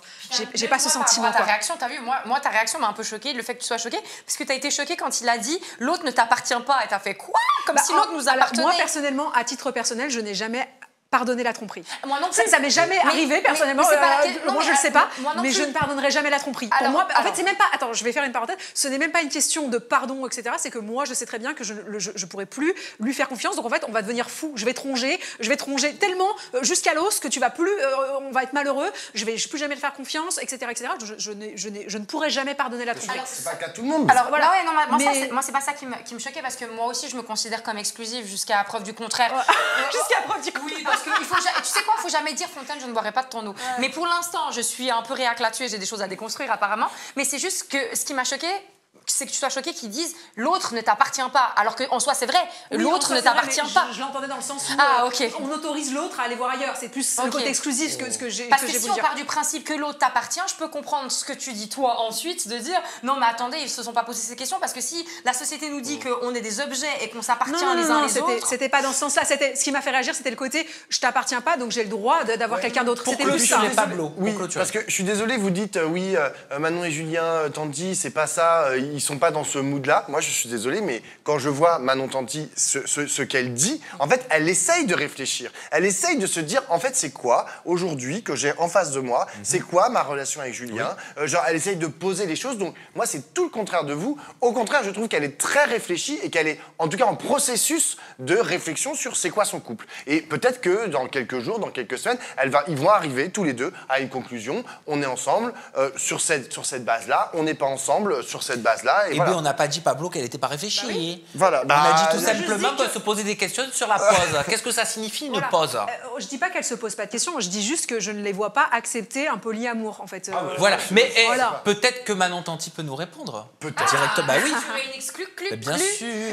On lui a posé plusieurs questions. Voilà, on lui a demandé déjà tout d'abord comment elle va. Voilà, malgré tout, comment elle va en ce moment. Et en faisant une pause et en s'isolant, comme elle le dit, donc pour prendre du recul, penses-tu que tu pourrais réaliser que tu es finalement arrivé à un stade de ta vie où tu es mieux seule? Ou alors penses-tu que la nouvelle Manon que tu décris a encore un avenir avec Julien? Parce qu'elle parle de nouvelle Manon. Oui. Voilà. Et comment gérer cette situation aussi avec les enfants? Oui. Voilà, comment on la gère? Découvrez la réponse de Manon pour Aja. Je vais plutôt bien. Même si la situation était compliquée, j'essaye de garder ma joie de vivre et mon rayonnement. J'avais besoin de prendre du recul, c'est pour ça que j'ai pris quelques jours à un appartement. Malheureusement, ça a pris des proportions très rapidement sur les réseaux sociaux, comme quoi nous divorcions.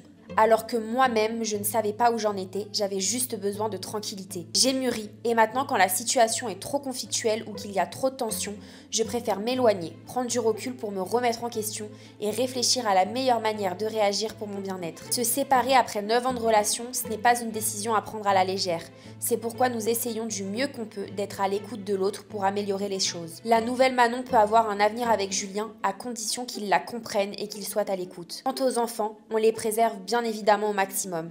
C'est aussi pour ça que j'ai préféré prendre du recul dans un appartement en leur prétextant que c'était pour le travail, que j'avais plusieurs shootings photos à faire pendant quelques jours, chose qui est d'ailleurs vraie, plutôt que de rester à la maison et de leur faire ressentir des tensions et une mauvaise énergie. Donc voilà pour les explications de Manon Tanti. On va tout de suite poursuivre avec les up and down.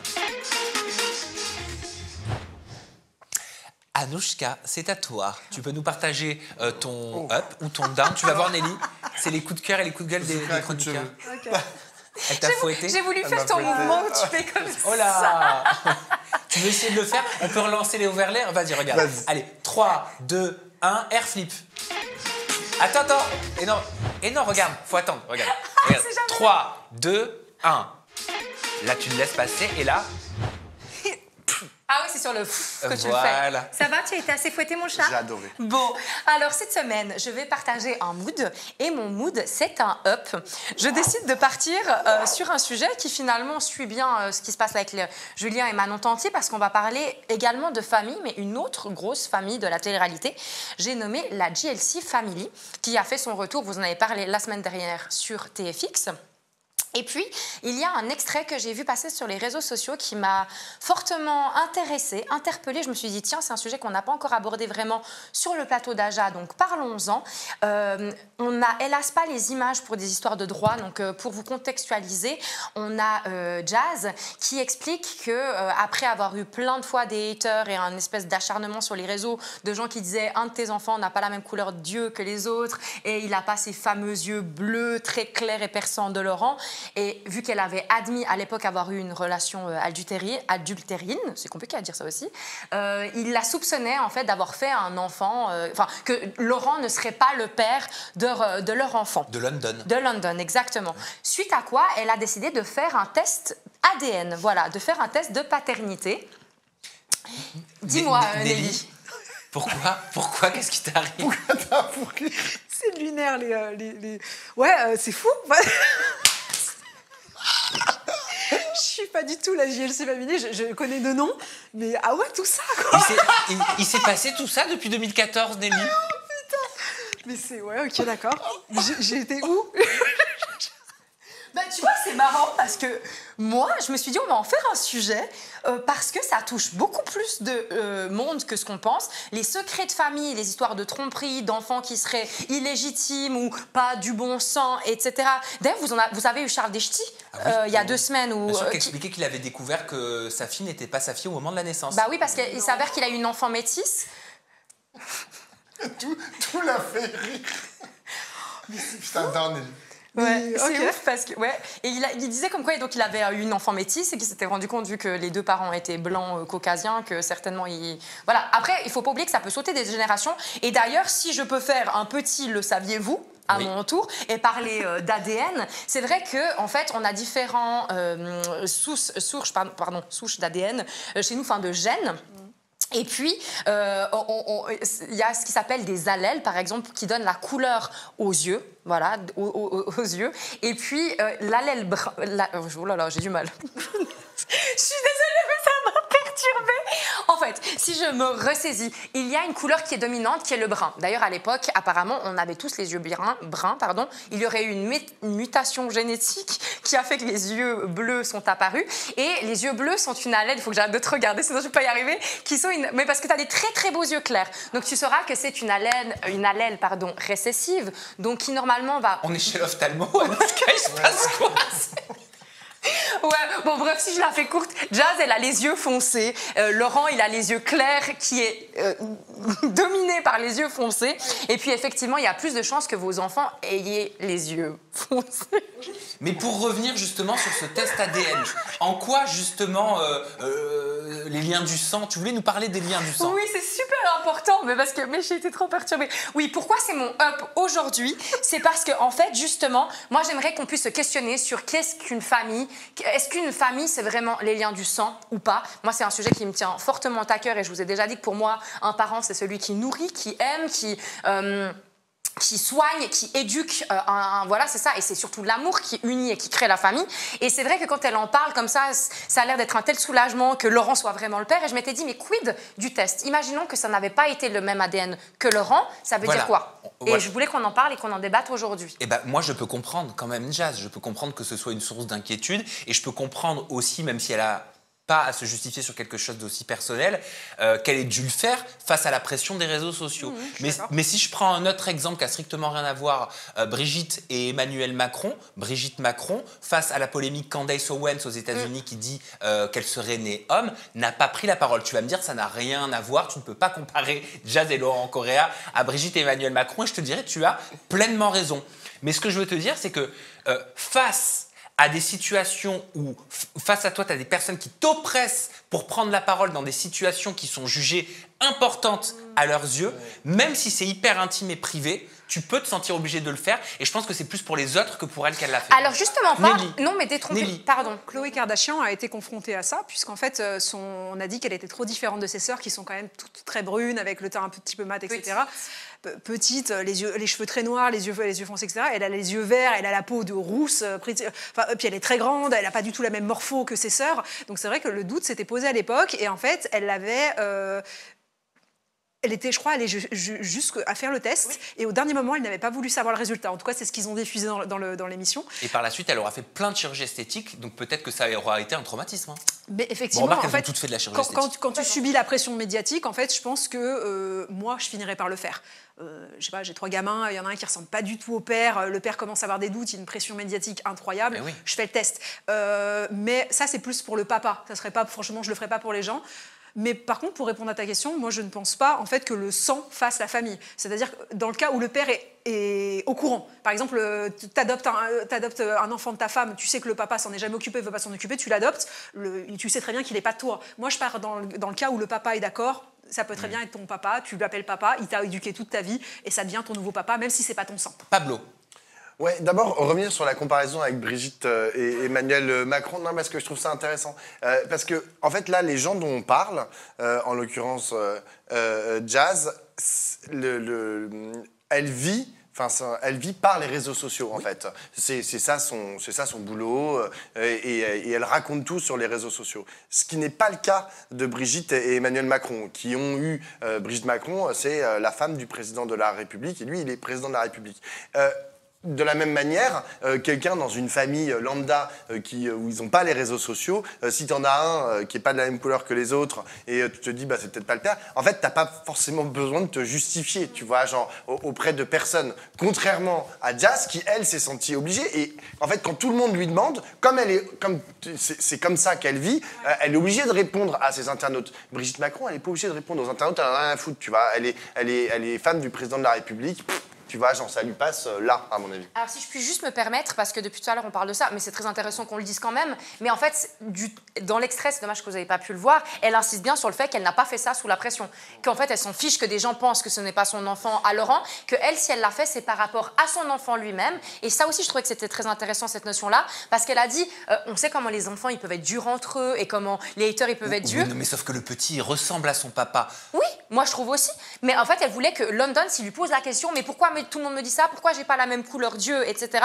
Et j'espère qu'elle saura mieux lui expliquer que moi comment ça fonctionne au niveau des allèles dominants et récessifs. Mais en fait, elle a dit, moi, je veux faire ça pour lui, qu'il ait le test et qu'il puisse à la rigueur, s'il avait aucun signe distinctif, je veux bien comprendre. Mais là, c'est une photocopie de son père. Je trouve aussi, ouais, mais...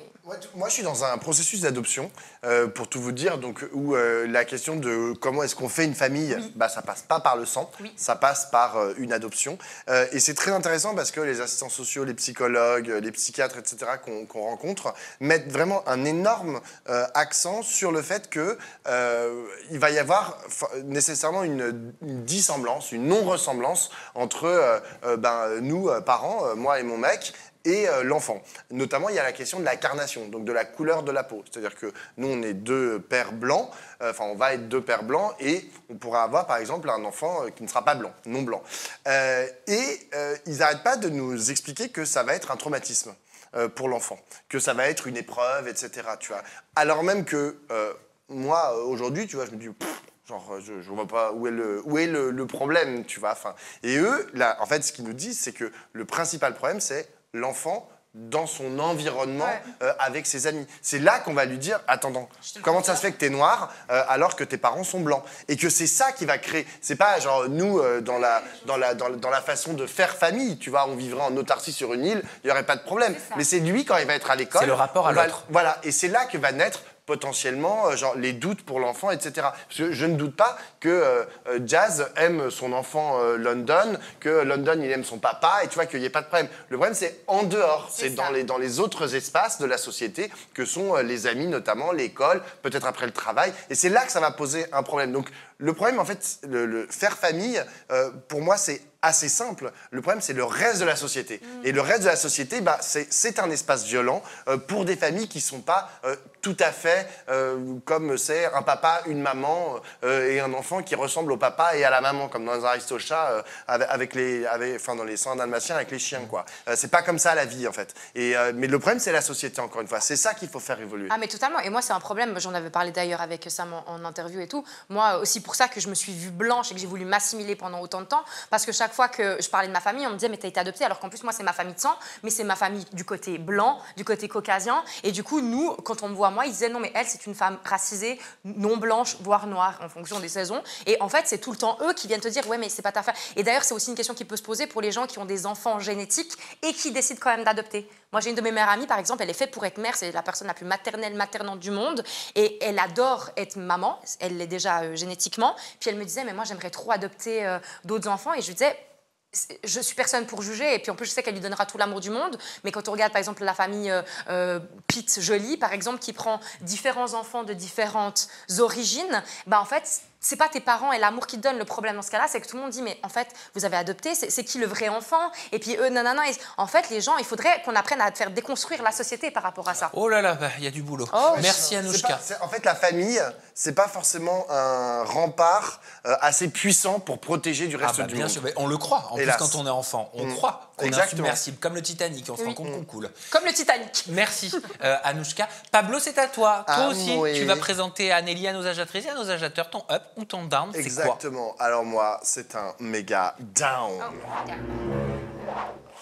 Alors mon down, c'est quelqu'un dont on a déjà parlé tout à l'heure, c'est Raphaël Pépin, qui a été accusé de racisme. Et a raison, il a été accusé de racisme. Alors il faisait une vidéo pour se justifier du harcèlement. De comportement, non, raciste. Comment? De comportement raciste, non? Bon, de racisme. On peut dire de racisme? Oh, oui, vas-y. Il peut porter plainte pour diffamation, qu'il y aille. Ah ouais, non, parce que c'est moi qui prends. Hein. Comment?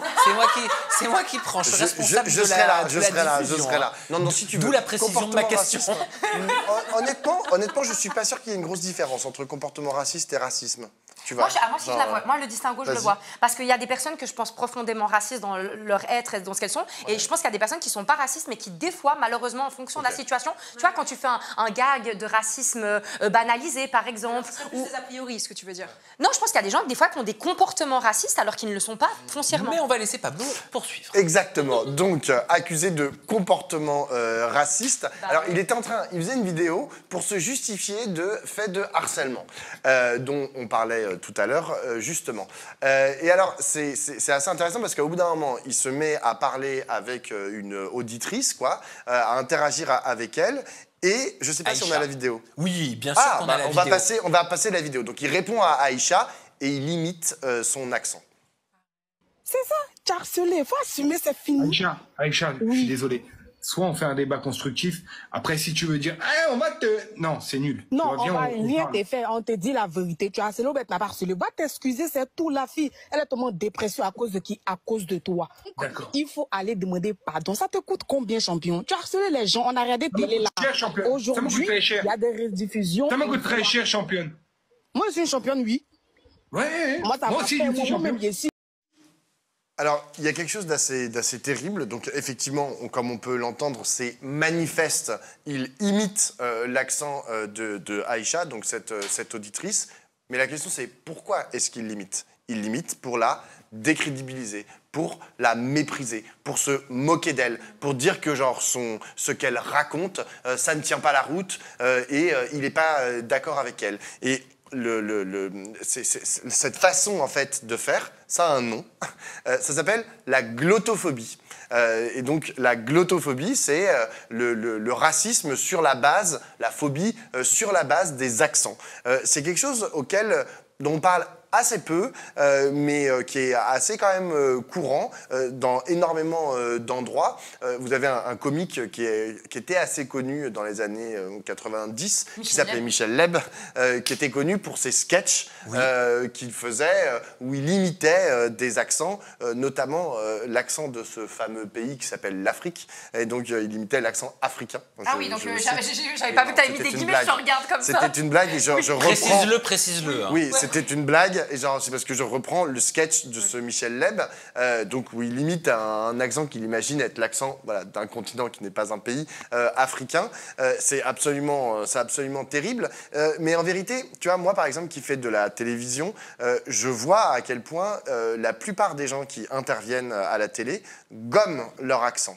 Dans les émissions, moi je suis sur BFM, France Info, CNews, etc. Ils gomment leur accent au moment où ils passent à la télé et parfois j'ai des chocs parce que genre, je discute avec eux sur les plateaux, puis on sort du plateau et là tout d'un coup revient leur accent de la région d'où ils viennent, etc. Ce qui est assez étonnant. Il y en a un qui l'a toujours gardé et d'ailleurs qui fait un peu figure de symbole dans le domaine, c'est Jean-Michel Apathy, qui est un journaliste politique et lui il a un accent très prononcé. Un accent du Sud. Un accent du Sud, tout à fait.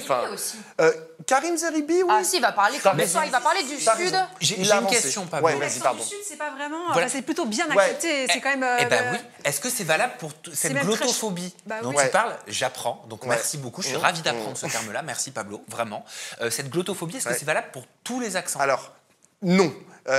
Tu peux te moquer de tous les accents. Tu peux te moquer d'un accent suédois, d'un accent allemand, hollandais. Tu as jusqu'à pris l'accent belge tout à l'heure. Moi, j'ai pris l'accent du Sud. Voilà. Et puis, combien de fois on se moque de Hermano Caromi, si tu passes par là, parce qu'on l'adore, son accent italien. Moi, je le prends parce qu'on sait que c'est pour rigoler.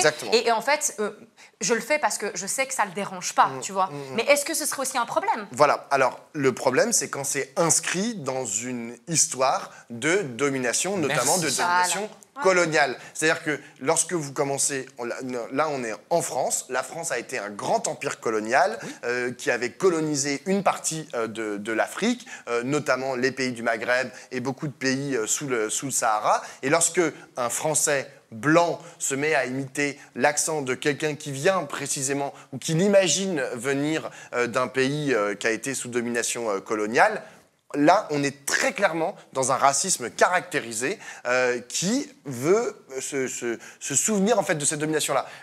La question avec la Belgique, c'est moindre. Ou avec le Canada, tu vois, si tu commences à imiter l'accent canadien, c'est vrai qu'on le fait très facilement. Tu vois, on n'a pas cette relation. En fait, ce que tu es en train de nous expliquer, c'est qu'il faut prendre en compte l'histoire, le passif d'une région, d'un pays. Ouais, moi, j'ai été au Canada plusieurs mois. Tu te moques d'un Canadien, de son accent devant un Canadien, il va très mal le prendre. Il va très mal le prendre. Je l'ai fait, alors je... D'accord. Mais la relation de domination entre genre le Québécois et le Français, c'est pas la même qu'entre l'Algérien ou genre le Malien et le Français. Je pense que c'est comme les gens qui n'arrivent pas, et je vous juge pas en le disant ça, mais il y en a vraiment qui peuvent pas intégrer ça, de faire la différence entre racisme et discrimination anti-blanche.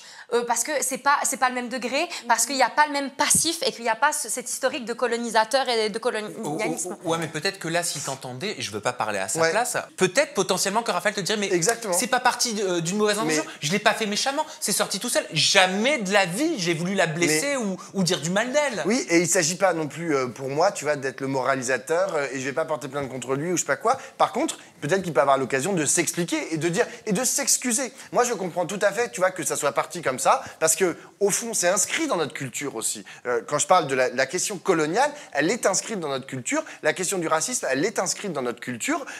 Le comprendre et ensuite, comme disait Anouchka tout à l'heure, le déconstruire, ça fait partie du travail que l'on doit faire. Donc si Raphaël a envie de participer à la déconstruction de son propre racisme, que parfois tu sors, tu vois, sans le faire exprès, de part malgré toi, comme on dit, et ben c'est très bien qu'il le fasse. Et genre, et franchement, il y a pas, c'est pas dramatique, hein, c'est pas un militant du Rassemblement National. C'est pas ça que je suis en train de dire, tu vois. Mais je dis juste que voilà, il faut se déconstruire dès que l'on peut sur tous ces sujets-là, parce que sinon notre société n'évoluera pas et c'est dramatique. Et donc il faut l'expliquer aussi avec pédagogie. Exactement. Mais encore une fois, on peut être des fois maladroit sans. Exactement. Voilà. Moi, ça m'est arrivé, par exemple, des fois de dire un truc et de faire. Ce que je viens de dire, c'est chaud là. Et, alors que, mais pas du tout. Dans ma tête, il n'y a absolument rien du tout. Mais d'être hyper maladroit et de me dire, là, c'est raciste ce que je viens de dire. Ou en fait, là, c'est misogyne. Ou même, des fois, c'est.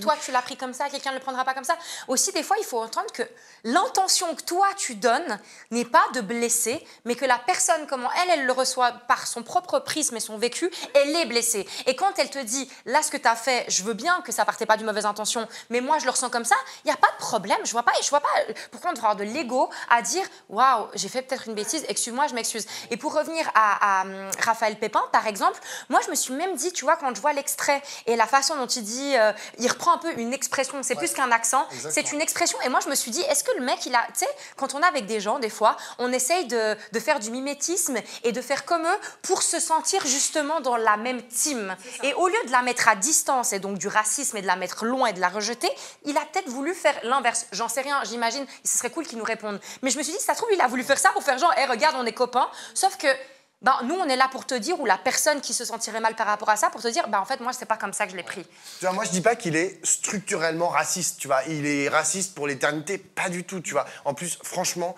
ça dure quelques secondes. Tu vois, c'est vraiment 2-3 secondes où il imite l'accent de son interlocutrice. Donc, genre, il faut se calmer, tu vois. Genre, il n'y a pas le feu au lac, comme dirait l'autre. Ça, c'est une expression de chez vous. Avec mon accent, je dirais, il n'y a pas le feu au lac. C'est comme ça qu'on dit. Et voilà, j'ose pas imiter ton accent, tu le fais mieux que moi. Tu fais l'accent mais voilà, faut juste savoir dans quoi ça s'intègre. Et aussi, les gens, parce qu'il y a des gens qui sont choqués, en fait, par cette imitation, qui se sentent blessés, notamment des gens qui ont un accent qu'ils pensent ressembler à celui d'Aïcha. Et tu vois, et qui disent, moi, je parle comme Aïcha, et quand j'entends Raphaël qui l'imite pour un peu la mépriser, genre, ça leur fait du mal, quoi. Enfin, et c'est vrai pour beaucoup de gens. C'est vrai pour beaucoup de gens, à beaucoup d'endroits dans la société. Hein. C'est vrai pour des députés de l'Assemblée nationale, moi, que je connais, qui ont une façon de s'exprimer, et Dieu sait si je les aime et s'ils aiment la façon dont ils s'expriment, mais qui sont sans arrêt pointés du doigt en disant « Ah, elle parle comme une poissonnière »,« Ah, Rachel Keke, elle parle comme une femme de ménage », genre, alors que c'est des oratrices, mais genre, t'as jamais vu ça. Enfin, je veux dire, elles enflamment l'Assemblée nationale avec des discours d'une puissance et d'une profondeur, genre, incroyable, tu vois. Et en tout cas, merci Pablo de nous avoir développé ce sujet-là. Nelly t'applaudit. C'est à moi. Moi aussi, je vais vous partager un coup de cœur ou un coup de gueule. Et pour le coup, ce sera un véritable up. Nelly, est-ce que tu connais Adixia? Oui, oui, c'est mon époque. Ah bah oui, exactement. Est-ce que tu connais Giuseppa? Oui, c'est la copine de Paga. Exactement, donc tu connais Paga. Ah, ils sont mariés? Elle est bonne. Bah oui. Ils sont mariés. Ils sont mariés, okay, ils ont 2 enfants. Et le point en commun entre Adixia et entre Giuseppa, c'est Paga. Oui. Parce que Paga, forcément, est l'ex d'Adixia. Aujourd'hui, il est marié à Giuseppa et ils ont 2 enfants ensemble. Okay. Et moi, je vous fais un up pour la réaction de Giuseppa, d'Adixia, face à des commentaires qui sont décidément, ça revient de plus en plus, mais hyper harcelants, et qui les mettent en compétition. Il faut savoir que Giuseppa, elle préparait un date surprise à Paga, et dans les commentaires, il y a un internaute qui lui écrit « Non, je dis qu'Adixia est vraiment plus belle que toi ». Tu sais, en majuscule. Le truc qui est fait bien pour que tu le vois, bien pour te piquer, bien pour que tu puisses potentiellement réagir. Giuseppa, elle a tenu à répondre à ce commentaire, et elle nous explique ce qui se cache un petit peu derrière ce commentaire et derrière cet utilisateur ou utilisatrice des réseaux sociaux qui lui écrit régulièrement des choses similaires. Écoutez. Pénard, $1. Ok, d'accord. Alors, mon petit Pénard, je vais enfin m'occuper de ton cas. Parce qu'en fait, ça fait à peu près 2 mois que je te vois dans les commentaires en train de me parler. Et tu veux vraiment t'acharner à dire absolument que Adixia est plus belle, que Adixia. Alors moi, je vais te répondre, Adixia, c'est un canon. C'est une bombe atomique. Et d'ailleurs, j'étais avec elle il y a pas très longtemps. Et je te confirme qu'Adixia est une très belle femme. Mais on ne fait pas de comparaison, encore moins avec les ex des uns et des autres. C'est quelque chose qui ne se fait pas. Donc Péna, je t'invite à aller te faire royalement et de me laisser tranquille. Bien à toi. J'ai adoré cette story de Je sais pas, mais je pense que vous partagez certainement mon avis. Nelly. Mais moi, ça me rappelle Ellie Bieber et Selena Gomez. Oui. Il y a toujours, en fait, les gens veulent toujours mettre en guerre les ex. Ah, il était mieux avec elle. Oh, ça se voit qu'ils sont malheureux. Moi, des fois, je vois des montages sur Bieber et sa femme, etc. En mode, il est malheureux avec elle, avec son ex, il était plus, etc. Blablabla. Et là, c'est un peu ce qui se passe aussi, c'est qu'ils sont toujours en train d'essayer de mettre de la compétition et entre femmes, alors qu'il n'y en a pas. Elles sont, mais toutes les deux magnifiques. Mais vraiment que ce soit Adixia ou Giuseppa, je prononce mal, Giuseppa, elles sont magnifiques. C'est toutes des bombes. Donc en fait, je comprends même pas pourquoi il y a débat en fait. Dans les commentaires, elle a mis Adixia, mon petit cœur, la plus belle, je t'aime. Et j'avais envie sur cette émission, et je sais pas lui a répondu avec des cœurs, de le souligner, de mettre en lumière cette sororité, ce côté girls, le fait en fait d'être c'est quoi dans les machins, une pour toutes et l'une pour l'autre là, un pour tous et tous pour un, ouais. Un pour tous et tous pour un. Tous pour l'une. Toutes pour une. Voilà. Merci, j'avais envie de le mettre en avant. Je trouvais ça trop mignon. Je trouvais que c'était un joli message. Je trouvais que c'était de l'influence positive. Je trouvais en plus que qu'elle est marrante, la story de Giuseppa. On sent quand même qu'elle en a ras-le-bol. Et elle montre aussi qu'il y a une forme d'acharnement parce qu'elle nous explique que ça fait 2 mois qu'elle a cet utilisateur ou cette utilisatrice qui lui met des messages comme ça. Donc il y a cette volonté de créer une réaction chez la personne qui est en face. C'est fou, hein. Vous devez le vivre aussi. Ah mais les pires haters sont les plus grands fans parce qu'ils sont plus présents encore, ils connaissent tout, ils sont là au rendez-vous tout le temps. Et moi ça c'est un truc que j'arrive pas à comprendre parce que je me dis mais si je t'embête, si tu ne m'apprécies pas, si je t'énerve, si tu ne m'aimes pas, passe à autre chose. Non, mais en fait, avec le temps, ma théorie c'est celle-là et en tout cas c'est comme ça que maintenant j'arrive très bien à vivre avec eux, c'est que je me suis dit mais qui peut prendre son téléphone pour aller sur le profil de quelqu'un, pour passer son temps à regarder la vie de quelqu'un, de voir son visage et pour le défoncer, mais en fait c'est une personne qui est certainement très malheureuse. Alors c'est pas parce qu'on souffre qu'on doit faire souffrir les autres, mais de savoir que cette personne est en souffrance, qu'elle n'a pas de vie ou qu'elle n'est pas satisfaite de sa vie, en tout cas elle a plein de temps à revendre. Enfin, ça me fait me dire, tu sais quoi, de nouveau, on soigne pas la haine par la haine, tu vois. Et moi je leur envoie plein d'amour et je leur souhaite d'aller mieux et avoir leur propre vie pour plus en arriver là. C'est pour ça que j'ai aimé l'humour dont elle a fait preuve, je sais pas, parce qu'elle n'utilise pas la méchanceté, elle n'utilise pas la haine. Mais moi, les périodes où j'ai été le plus malheureuse dans ma vie, c'est les périodes où j'ai plus commenté sur les réseaux. Parce qu'on n'est pas bien. Si, de quoi? Ah oui, non, je te valide.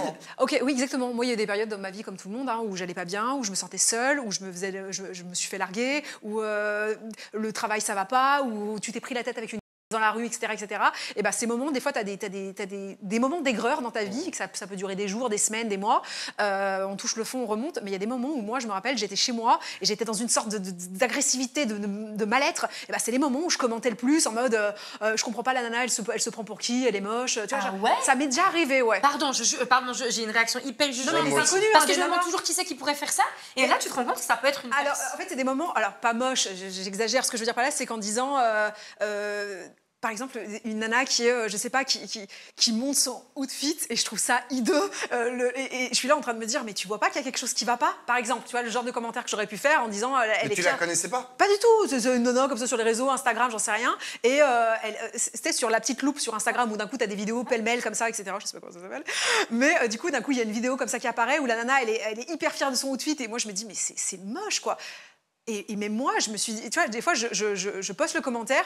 Et je le supprime derrière en me disant mais pourquoi tu postes ça? Ça t'apporte quoi en fait? Déjà tu supprimes. Ouais, c'est ça. Je laisse pas parce que j'ai toujours ce recul de me dire en fait pourquoi tu le postes? Elle s'en fout. Tu vas lui faire du mal. Toi ça t'apporte quoi? Elle s'en fout de ton avis. Tout le monde s'en fout. En fait, et à part apporter du négatif à quelqu'un, tu vas rien apporter d'autre en fait. Là. Donc en fait t'es en train de décharger un truc que tu vis toi sur une personne qui n'a rien demandé.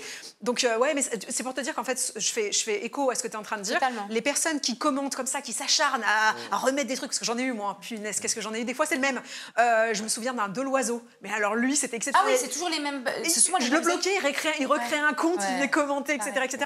Il s'acharnait. Je me disais, mais qu'est-ce que tu dois être malheureux, toi, pour avoir que ça à faire toute la journée. Pablo, pour conclure. Oui, moi j'ai les homophobes comme ça, genre, puis c'est vraiment à chaque story, ils m'envoient genre des gens qui vomissent. Tu sais, le smiley qui vomit. Je comprends pas. Je suis là, genre, mec, si ça te fait vomir, ne regarde pas mes stories et va voir ailleurs. Mais bon, peut-être qu'il a envie de faire il doit kiffer. Peut-être.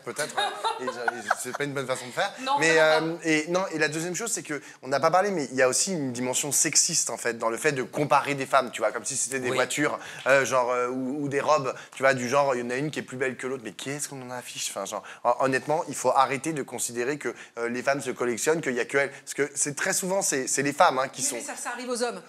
Moins qu'aux femmes, tu vois. Non, mais... Lozina, je crois qu'aussi, il a été comparé en Glow Down, etc. Donc les hommes, de plus en plus, sont en train de se faire... Adixia, elle est passée de Simon Castaldi à Simon Ferro. On les a toute la relation avec Simon, ils n'ont pas arrêté de dire... Ils ont le même prénom. Oui, je sais bien, la pauvre. D'ailleurs, c'était vraiment une chose qu'elle voulait pas de base. Mais tu te rappelles combien tout le monde y comparait tout le temps. En fait, j'ai l'impression que c'est plus... tu vois, tu parlais de Selena Gomez et Hailey Bieber avec Justin Bieber. C'est qu'en fait, quand tu as eu des grosses relations, des couple goals, c'est comme si Jessica Thivenin et Thibaut Garcia se séparaient. Je suis sûre que, et du côté de Thibaut... Bon, d'ailleurs, Thibaut... avec Shanna et Jessica, il y a eu le même truc. Mais même Shakira, Piqué. Oui. Tu vois la nouvelle, d'ailleurs c'est fini là, apparemment j'ai l'impression que ça s'est fini avec la nouvelle. Elle s'est fait démonter alors que tout le monde dit mais comment Shakira, comment tu peux comparer, etc. Tu vois, donc c'est... En tout cas, ça nous a fait parler, ce sujet-là. Et je vous propose de poursuivre l'émission avec un comme un sujet. Un comme un sujet, Nelly, c'est tout simple. Je vous lis un commentaire utilisateur des réseaux sociaux et vous nous dites de quel sujet on va parler ou de qui on va parler, ok? On commence avec ce premier commentaire. Ma chérie, il faut fuir. Ma chérie... Christina Cordula. Ah non, mauvaise réponse. Ma chérie... Mauvaise réponse. Ma chérie, il faut fuir. Anouchka. Ah, c'est à quelqu'un. J'ai pas compris. Alors, qui c'est qui devrait fuir une Ma relation? chérie, il faut fuir. De qui on va parler? Cassandra. Non, Julia. on va pas parler... Manon Tanti. Non, on va pas parler de Cassandra, de Cassandra ni de Manon. Mais il s'agit de Stéphanie Clairbois qui s'est confiée sur son chéri Nicolas Lodina. Regardez. Qu'est-ce qu'elle... Bon, j'essaye de me calmer. Ah oui, aujourd'hui j'affiche Nico parce que toutes les fois où il m'a affiché, aujourd'hui il mérite vraiment, mais là quand je vous dis vraiment d'être affiché. On est vendredi et vendredi j'ai mon cours de pilates. La semaine a été chargée, c'est le seul moment que j'ai vraiment pour moi, pour profiter. Voilà, c'est mon petit moment à moi. J'ai recommencé le sport, j'ai commencé par le pilates réformeur et j'adore ça. Je suis à mon cours et je reçois un message de Nico qui me dit rappel urgent, je rigole pas. Ok, je rappelle, j'interromps mon cours, bien entendu. Il me dit tes épluchures de pommes et ta banane pourrie dans la cuisine quand je bois mon café, c'est normal? Toi qui viens de te lever à 10h du matin pour boire ton café, moi qui suis levée depuis 6h du matin, qui ai préparé les enfants, qui ai préparé les tartines des enfants, qui ai épluché des pommes pour les enfants pour aller à l'école, au lieu de te dire je vais débarrasser les pommes, ça lui fera plaisir, elle est partie à toute vitesse ce matin, je vais lui faire plaisir. Pour toutes les fois où elle ramasse mes calbars, mes câbles, mes bouteilles d'eau, qu'elle nettoie derrière moi quand je veux faire à manger. Il vient m'embêter pendant mon cours de pilates réformeur. C'est dur. Bon allez, question toute simple. Nicolas Lodina va-t-il trop loin en utilisant le mot urgent pour des épluchures? Nelly? Oui, oui, là c'est un petit peu exagéré. Hein. Ouais. Non mais parce que moi je me souviens surtout d'une story dont on avait parlé de Nicolas Lodina il y a quelques semaines où il se filmait en train de faire la vaisselle et il disait voilà, pardon, je vais pas le... Voilà. Il disait voilà, regardez, là je suis en train de faire la vaisselle, comme ça madame, elle sera contente quand elle se lèvera et presque fallait l'applaudir et lui dire bravo, bravo. Ça. Il se torche le cul tout seul aussi, j'espère. Tu fais la vaisselle que tu as salie, merveilleux. Et puis quand bien même tu l'aurais pas salie. Mais en plus c'est ça, c'est que ce qu'elle a l'air de dire vraiment Stéphanie, c'est en plus... Je passe mon temps à nettoyer derrière lui. Une fois, je le fais pas. Et en plus, quand même, il lui fait partir d'un cours en disant c'est vraiment urgent. Après, est-ce que vous êtes étonné, sachant que Nicolas Lodina, il arrive quand même à mettre des fausses stories de lui dans un faux hôpital pour nous faire croire qu'il va nous annoncer qu'il va bientôt mourir. Et en fait, c'est pour des liens de crypto-monnaie. Je place ça là. Tu places ça là, Pablo. Ouais, non, j'avoue que moi, je suis très étonné de ces hommes enfants, en fait, qui imaginent que parce qu'ils font la moindre chose, il faudrait qu'ils aient une médaille, tu vois. Genre, je suis là, genre... En fait, ce que tu disais, Nelly, moi, je n'étais pas d'accord avec ce que tu dis en début d'émission. Quand tu as dit aujourd'hui, c'est 50-50 les tâches. Non, c'est pas 50-50 aujourd'hui. D'ailleurs, il y a une étude qui est sortie de l'INSEE il n'y a pas longtemps. Les femmes continuent d'assumer beaucoup plus tous les rôles ménagers. C'est pas ce que j'ai dit. J'ai dit qu'aujourd'hui, ça choque choquerait plus de voir un homme faire la vaisselle. Bien sûr, Alors qu'à bah, bien l'époque, sûr. Je ce suis serait impensable que l'homme Ok, soit t'as en raison. cuisine. Tu vois, c'est ce Oui, que j'ai t'as dit. raison. J'ai dit que non, sur les tâches ménagères, la charge mentale, on était encore en... Ouais. Voilà. Mais après, là, ça devient, on est presque au niveau de la blague, quoi. Enfin, je me rappelle urgent pour des. Putain, mais lave-les tout seul. Enfin, si tu l'aimes, c'est pas la story. Jette-les les épluchures, quoi, merde. Peut-être qu'il y avait une histoire derrière, peut-être qu'il s'était pris la tête avant et qu'il a voulu lui reprocher un truc. Mais Des quand fois, en bien couple, même. on est... Et alors Quand Oui, bien non, mais tu sais, des fois en couple, on devient un peu chiant, on est un peu gamin des fois, tu vois. Donc en fait, je pense qu'il a voulu l'embêter peut-être. Allez, on poursuit avec un autre commentaire. À vous de deviner de qui on va parler. Bravo, les efforts payent. Bah, pas d'Emmanuel Macron. Anouchka. Sarah Frézou. Mauvaise réponse. Non, Nelly, j'ai eu le même commentaire c'est pas ce matin. toi. C'est vrai Oui. Il- J'ai Ah ouais perdu 25 kilos, donc en fait j'avais mis ça, il y avait des gens qui ont commenté, les efforts payent. Il s'agit de Cassandra Julia qui a montré son évolution physique pour pallier à son plus gros complexe, ses fesses. Regardez. Ah oui, j'ai vu. Une planche à pain. Trop maigre. Pas de fesses. Une planche à pain. 2023, on commence sérieusement le sport. On y ajoute la pole. Si je l'ai fait, tu peux le faire.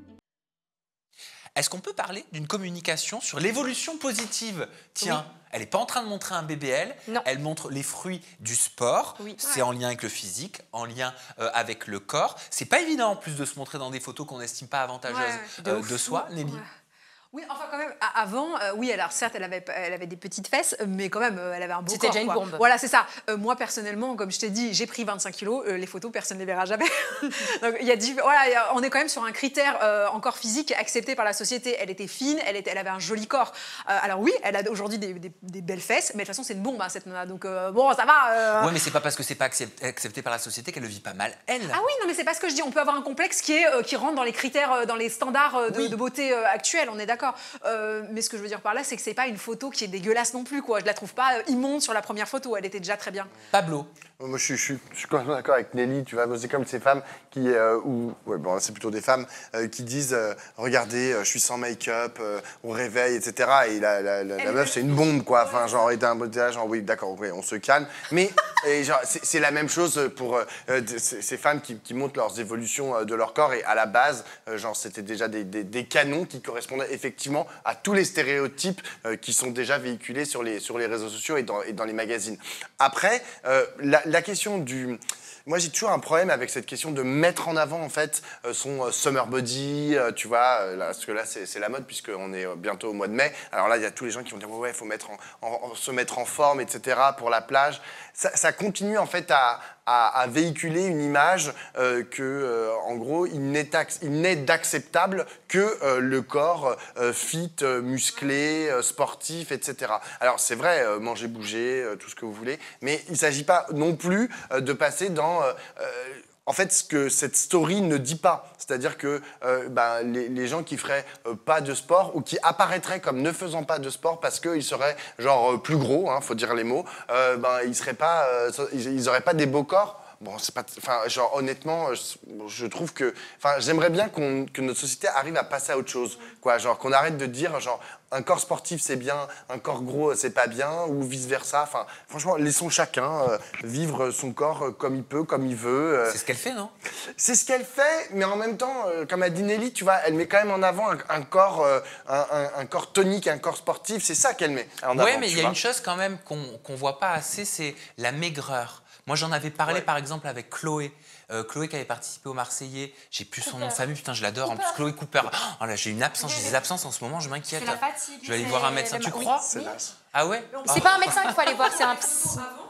Non, mais Chloé qui parlait justement de ce mal, elle disait, mais moi on me critique, mais on ne comprend pas à quel point ça a été difficile et douloureux d'accepter mon corps qui était perçu comme trop mince. Maigre, bien sûr. Trop maigre aux yeux des Aussi, autres. Amélie Maire, tu te rappelles quand j'en avais parlé des commentaires ignobles qui se prenaient? Oui. Oh, non, mais en fait, dans toutes les extrêmes de ce maire, je crois que l'être humain aime critiquer l'autre être humain et en fait, on va trouver des défauts. Tu vois, tu parlais de Selena Gomez avant, on y revient toujours, mais pareil, l'année passée au Golden Globe, elle était beaucoup trop grosse. Et nanana, maintenant, elle revient trop mince selon les gens. Alors, Ozempic, de nouveau, on laisse ça de côté. Mais en fait, les gens ne sont jamais contents. En fait, c'est pas ça. C'est qu'en fait, pour une majorité de la population, souffre d'obésité aujourd'hui. Pas d'obésité, mais de surpoids en France. Hein. C'est acté, c'est des chiffres officiels. Aujourd'hui, on est soit en surpoids, soit en obésité. L'inverse est plus rare. L'anorexie existe, attention, des jeunes... Mais... c'est encore partie, et je sais que c'est inaudible peut-être ce que je dis, mais la maigreur fait encore partie d'un standard de beauté en France. Ouais, tu sûr. regardes Kate Moss, tu regardes Adriana Lima, tu regardes toutes les plus grandes mannequins, elles font un 34 ou un double 0 aux USA, comme on dit. Donc, Elles font pas un 46. voilà, je suis désolée. Donc encore Ni même un 38. Aujourd'hui, 38-40, c'est peut-être pas politiquement correct de le dire, mais moi, voir une fille qui se plaint de sa maigreur, moi, à l'époque où j'avais pris 25 kilos et que je faisais 85 kilos, mais j'aurais rêvé de faire un 34. Donc c'est dur à entendre pour une majorité de la population qui a souffert de surpoids, voire même d'obésité, d'entendre une fille qui fait du 34 et de dire, je comprends, attention, je n'invisibilise pas ce qu'elle est en train de dire, je sais que c'est réel, mais c'est dur à entendre pour une personne qui a souffert d'un... Parce qu'on se moque d'une grosse, moins d'une fille mince. Et ben moi, je vous propose d'entendre le dossier de la semaine. On va vous parler de la GLC Family qui est visée par le collectif AVI pour mise en danger du public. On en parlait la semaine dernière au travers d'un Age Advisor. La GLC Family, elle a donc fait son retour sur nos écrans après 3 ans d'absence pour une nouvelle saison qui s'appelle Il brise le silence. Mais alors que l'émission, elle bat des records en termes d'audience, le collectif AVI il a adressé un courrier à TF1 en demandant l'arrêt carrément de l'émission. C'est tout de suite, c'est notre dossier de la semaine.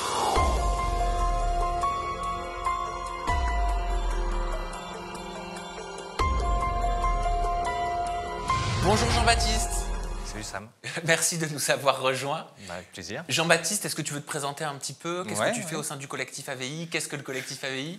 Alors le collectif AVI, c'est une association qui est une association indépendante, simplement gérée par ses membres avec leurs petits moyens, qui essaie d'assister les victimes des influenceurs. Donc ça veut dire littéralement aide aux victimes des influenceurs. Ok. Je me tourne vers les chroniqueurs. Est-ce que vous voulez m'expliquer un petit peu ce qui se passe? Pourquoi le collectif AVI il a accusé dans un premier temps Laurent Correa et pourquoi? Alors, si je ne m'abuse, vous accusez Laurent Correa d'escroquerie et de pratiques frauduleuses. On en a parlé quand même plusieurs fois sur ce plateau. C'est vrai qu'on avait vu qu'il utilisait notamment les moyens de trading et de crypto-trading à travers des plateformes notamment, et puis des applications comme ça. On ne peut pas vraiment le rechercher sur les réseaux sociaux, avec un préjudice estimé à 60 000 €, c'est ça? Pour les victimes qui sont déclarées chez le collectif AVI seulement. D'accord, donc vous avez combien de victimes déclarées au niveau du collectif AVI? Aujourd'hui, 25. 25. Voilà. Et le préjudice de ces 25 victimes ça que vous représente représentez à peu près 60 000 €. 60 000 €. Ouais. 60 000 € qui viennent d'où? Alors, qui viennent principalement de ces opérations sur le trading, mais il y a également d'autres placements qui concernent là effectivement plus des opérations crypto. Là, ça dépend vraiment au cas par cas, chaque dossier est un petit peu différent. Ok. Et pourquoi donc le collectif AVI a demandé au groupe TF1 a adressé un courrier déjà au groupe TF1? Parce que quand on parle avec les victimes, ce qu'elles nous disent, c'est moi j'ai vu ces gens-là qui passent à la télé, j'ai vu ces gens-là qui ont des millions d'abonnés sur les réseaux, donc je me suis dit que je pouvais leur faire confiance. Et donc on se dit, en fait, la télévision a une responsabilité là-dedans. Et elle ne peut pas continuer à ignorer cette responsabilité, alors que Laurent, ces opérations-là, il est fait depuis 2020. Ah oui, donc vous visez véritablement Laurent, pas Jazz, c'est ça? Sur cette affaire-là, spécifiquement Laurent, alors dans les plaintes qui ont été déposées avec l'aide du collectif, Jazz est aussi citée parce qu'elle a aidé Laurent. Mais c'est principalement les opérations de Laurent que nous ciblons. Oui. Si je puis me permettre, elle en est où la plainte? Là, aujourd'hui, nous attendons des nouvelles du parquet sur le sujet. Donc, pour le moment, on n'a pas de retour du parquet. Donc, ils n'ont pas encore été condamnés. Alors, ça va même plus loin que ça. C'est-à-dire qu'à l'heure actuelle, on ne sait même pas s'il y a eu d'enquête d'ouverte. Voilà, on n'a aucun...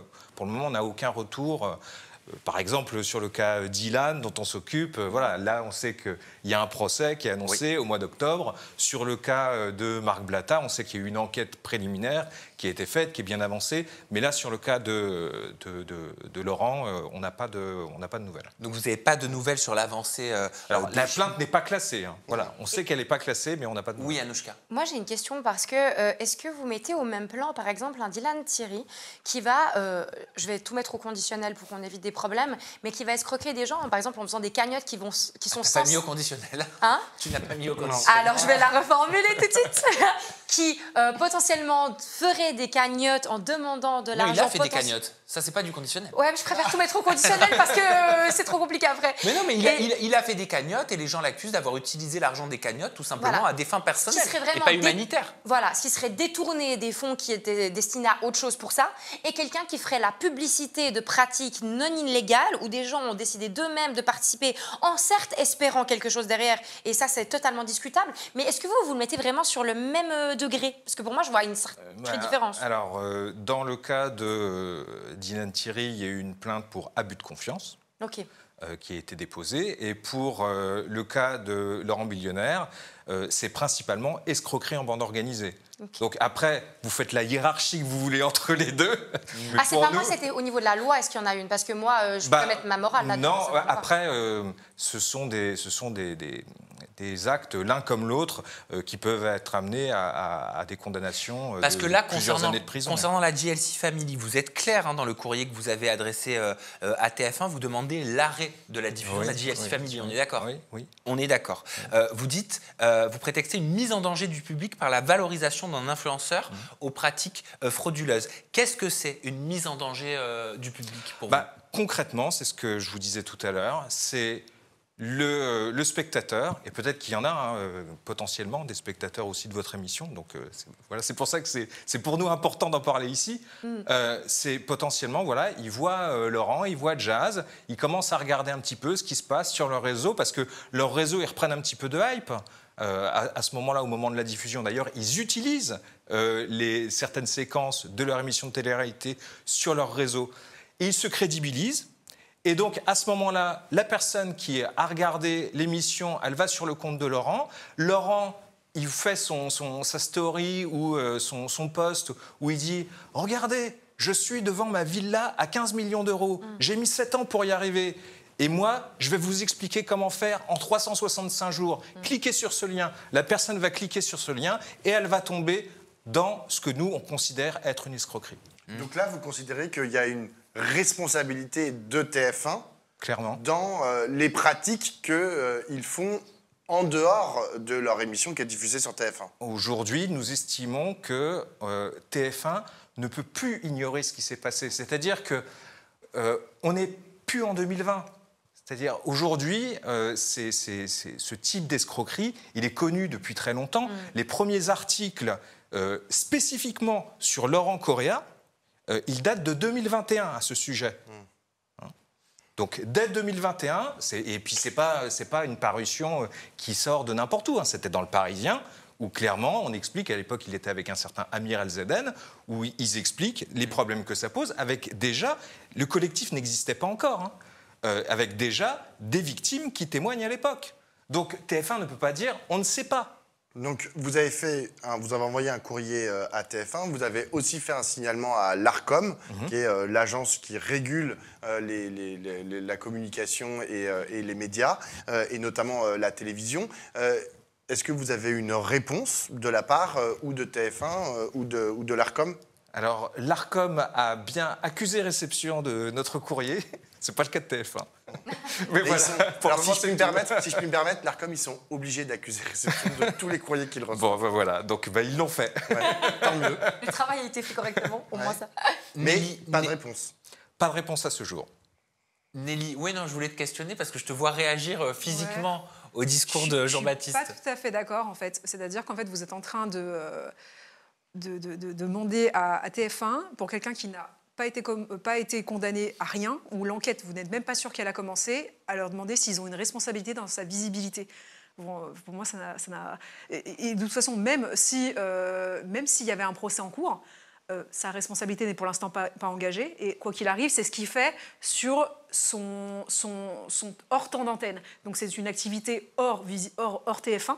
Donc je ne comprends pas comment TF1 peut avoir une responsabilité. Alors oui, elle a une responsabilité si elle montre un criminel, ce qui n'est pas encore le cas, puisqu'il n'y a même pas encore pour l'instant une procédure qui est en cours. Excusez-moi, est-ce que vous savez ce que c'est que la détention préventive, par exemple? Oui. C'est quoi la détention préventive? Ça veut dire qu'on garde une personne en amont d'une enquête, c'est ça? Ouais, ça veut dire qu'elle n'est pas condamnée et elle est en prison. Oui, voilà. Pour donc ça veut dire, voilà. Donc on est là-dedans en fait. Nous, on est dans le cadre d'une action préventive parce que on considère qu'aujourd'hui c'est nécessaire pour protéger des gens. C'est-à-dire vous estimez que ça ne va pas assez vite au niveau des enquêtes, au niveau de la justice, au niveau peut-être depuis 2020, d'un potentiel régulateur des réseaux sociaux, du ministre du numérique, moi je ne sais pas. Bah oui, enfin alors. Et c'est pour ça que vous êtes obligé de taper du poing sur la table et vous vous sentez donc une responsabilité. C'est beaucoup dire à nous, petite non, mais association. J'essaie de comprendre. Vous vous sentez donc une responsabilité de passer à l'action parce que d'autres ne le feraient pas. Juste, je fais une parenthèse, c'est même encore plus grave. Pour moi, il y a un truc vraiment que je comprends, c'est-à-dire que toutes les personnes qui sont soupçonnées de quelque chose doivent ne plus avoir de temps d'antenne. On aurait beaucoup moins de politique à l'antenne. Il y aurait beaucoup de gens qui disparaîtraient de la surface juste par soupçon. Non, alors c'est pas des soupçons. Il y a des histoires de degrés après. Dans la justice, si par exemple vous avez des gens qui sont mis en détention préventive, c'est pas tous les gens soupçonnés qui sont mis en détention préventive. Ce sont les gens pour lesquels il y a des faisceaux d'éléments graves et concordants et pour lesquels on pense que c'est préférable pour la société de les mettre à l'écart pour protéger les gens. Et nous, on est là, en fait. Nous, on est dans cette démarche-là. Mais la différence, moi, j'entends totalement et je comprends votre démarche. Hein, mais la différence, c'est que quand il y a une détention préventive, c'est un juge qui l'a ordonné, c'est-à-dire la loi avec un grand L. Et vous êtes au même stade qu'une personne qui porterait plainte en amont avant que le juge passe par là. Mais c'est pas moi qui vais le mettre, qui vais lui couper l'antenne. C'est pas le collectif AVI. Nous, on alerte. Nous, on alerte. Okay, vous êtes des tireurs d'alerte. Nous, on alerte pour dire... Attention, si vous voulez protéger la société, il faut faire quelque chose maintenant, ça a trop duré. Puis en plus, sur la question, le média, en fait, a une responsabilité dans les gens qu'il met à l'antenne, avec des choses parfois qui n'ont aucun rapport avec ce qu'il raconte à l'antenne. Par exemple, il y a des gens qui ont été évacués parce qu'il y avait des soupçons de harcèlement ou de violence sexuelle. Et ils ont été écartés de l'antenne, ah oui, il ne faut pas que j'utilise ce mot parce que sinon on ne passe pas dans les algorithmes. Mais ils ont été écartés de l'antenne pour ces raisons-là. Donc, et de la même manière, se pose la question aussi de la responsabilité de TF1 dans la promotion du Bitcoin. Qu'il y ait d'ailleurs fraude ou pas fraude. Parce que s'ils utilisent les images et leur personnalité et le fait qu'ils passent dans ce programme de TF1 pour faire la promotion du Bitcoin, est-ce que, je sais pas, est-ce que TF1 a envie de faire la promotion du Bitcoin? C'est une vraie question. Donc c'est-à-dire que demain, plus aucune personnalité publique ne peut faire une publicité si, imaginons que des gens perdent de l'argent, donc les chanteurs, les acteurs, qui font pourtant beaucoup ce genre de choses, pour le Bitcoin, on devrait écarter toutes les personnalités publiques qui, en fait, c'est une question qui se pose. C'est une question qui se pose. C'est de la responsabilité de chaque média. Voilà, s'ils ont envie, si TF1 a envie de faire la promotion du Bitcoin et de ce type de trucs que je trouve absolument abominable, où les gens finissent toujours par perdre de l'argent en masse, c'est leur choix. Hein. Enfin, mais c'est le choix de TF1. Et donc, du coup, ils alertent. Je trouve ça tout à fait légitime. Et le travail de tireur d'alerte, finalement, c'est ce qu'on fait. Lanceur d'alerte. Lanceur, ouais. Moi, j'ai tireur. Tu tires la sonnette d'alarme. Mais moi, c'est ça, exactement. Ça doit être suisse. C'est une expression suisse, évidemment. Ne me balancez pas dans les commentaires. Non, mais nous, c'est quelque chose qu'on fait très souvent sur Aja, avec les placements déplacés, et même par rapport à Laurent Correa. Mais c'est une chose qu'on a fait, mais tellement souvent, de dire ça. Ou même quand on parle des... Oh, bah on les compte plus, les sujets. Mais oui. On les compte plus, mais beaucoup ont la mémoire courte. Oui, c'est ça.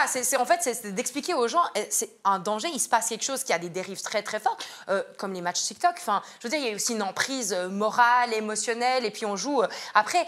On peut se dire aussi, mais jusqu'où ça va? Et c'est ça le problème, parce qu'il y a aussi des gens qui mettent toutes leurs économies. Alors, on peut aussi taper sur les uns et les autres et dire, oui, mais c'est toi qui as décidé de le faire et tout. Mais on peut aussi voir aussi que ça peut aller très, très loin. Ça peut arriver jusqu'à prendre sa vie par soi-même.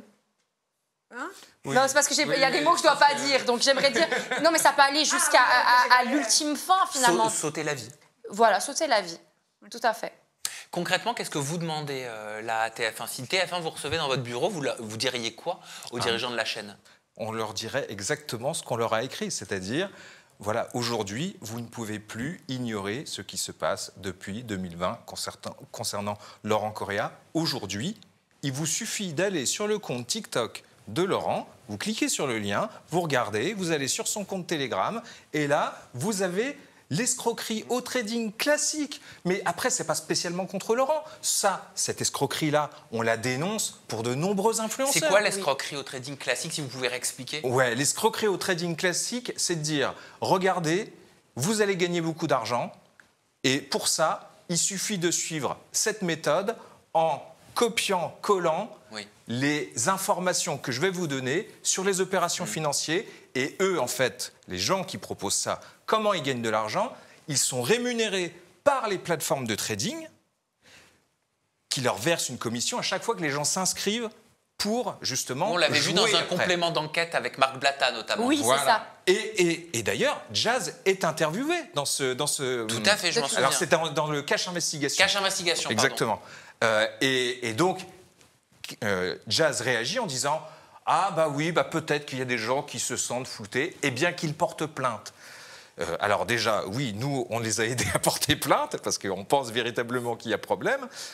Et par ailleurs, nous, on pense qu'il y a aujourd'hui, il y a un ensemble d'éléments. Et là, franchement, Nelly, si tu veux, je te montre le dossier, tu verras que c'est pas des ragots, quoi. C'est pas des petits éléments. C'est vrai. Il y a des éléments qui sont lourds. Ça n'est pas que des témoignages. C'est-à-dire, il y a y compris des éléments visuels, physiques. Il y a des choses qui sont visibles dans la blockchain, qui ne peuvent pas être, qui peuvent pas être fabriquées.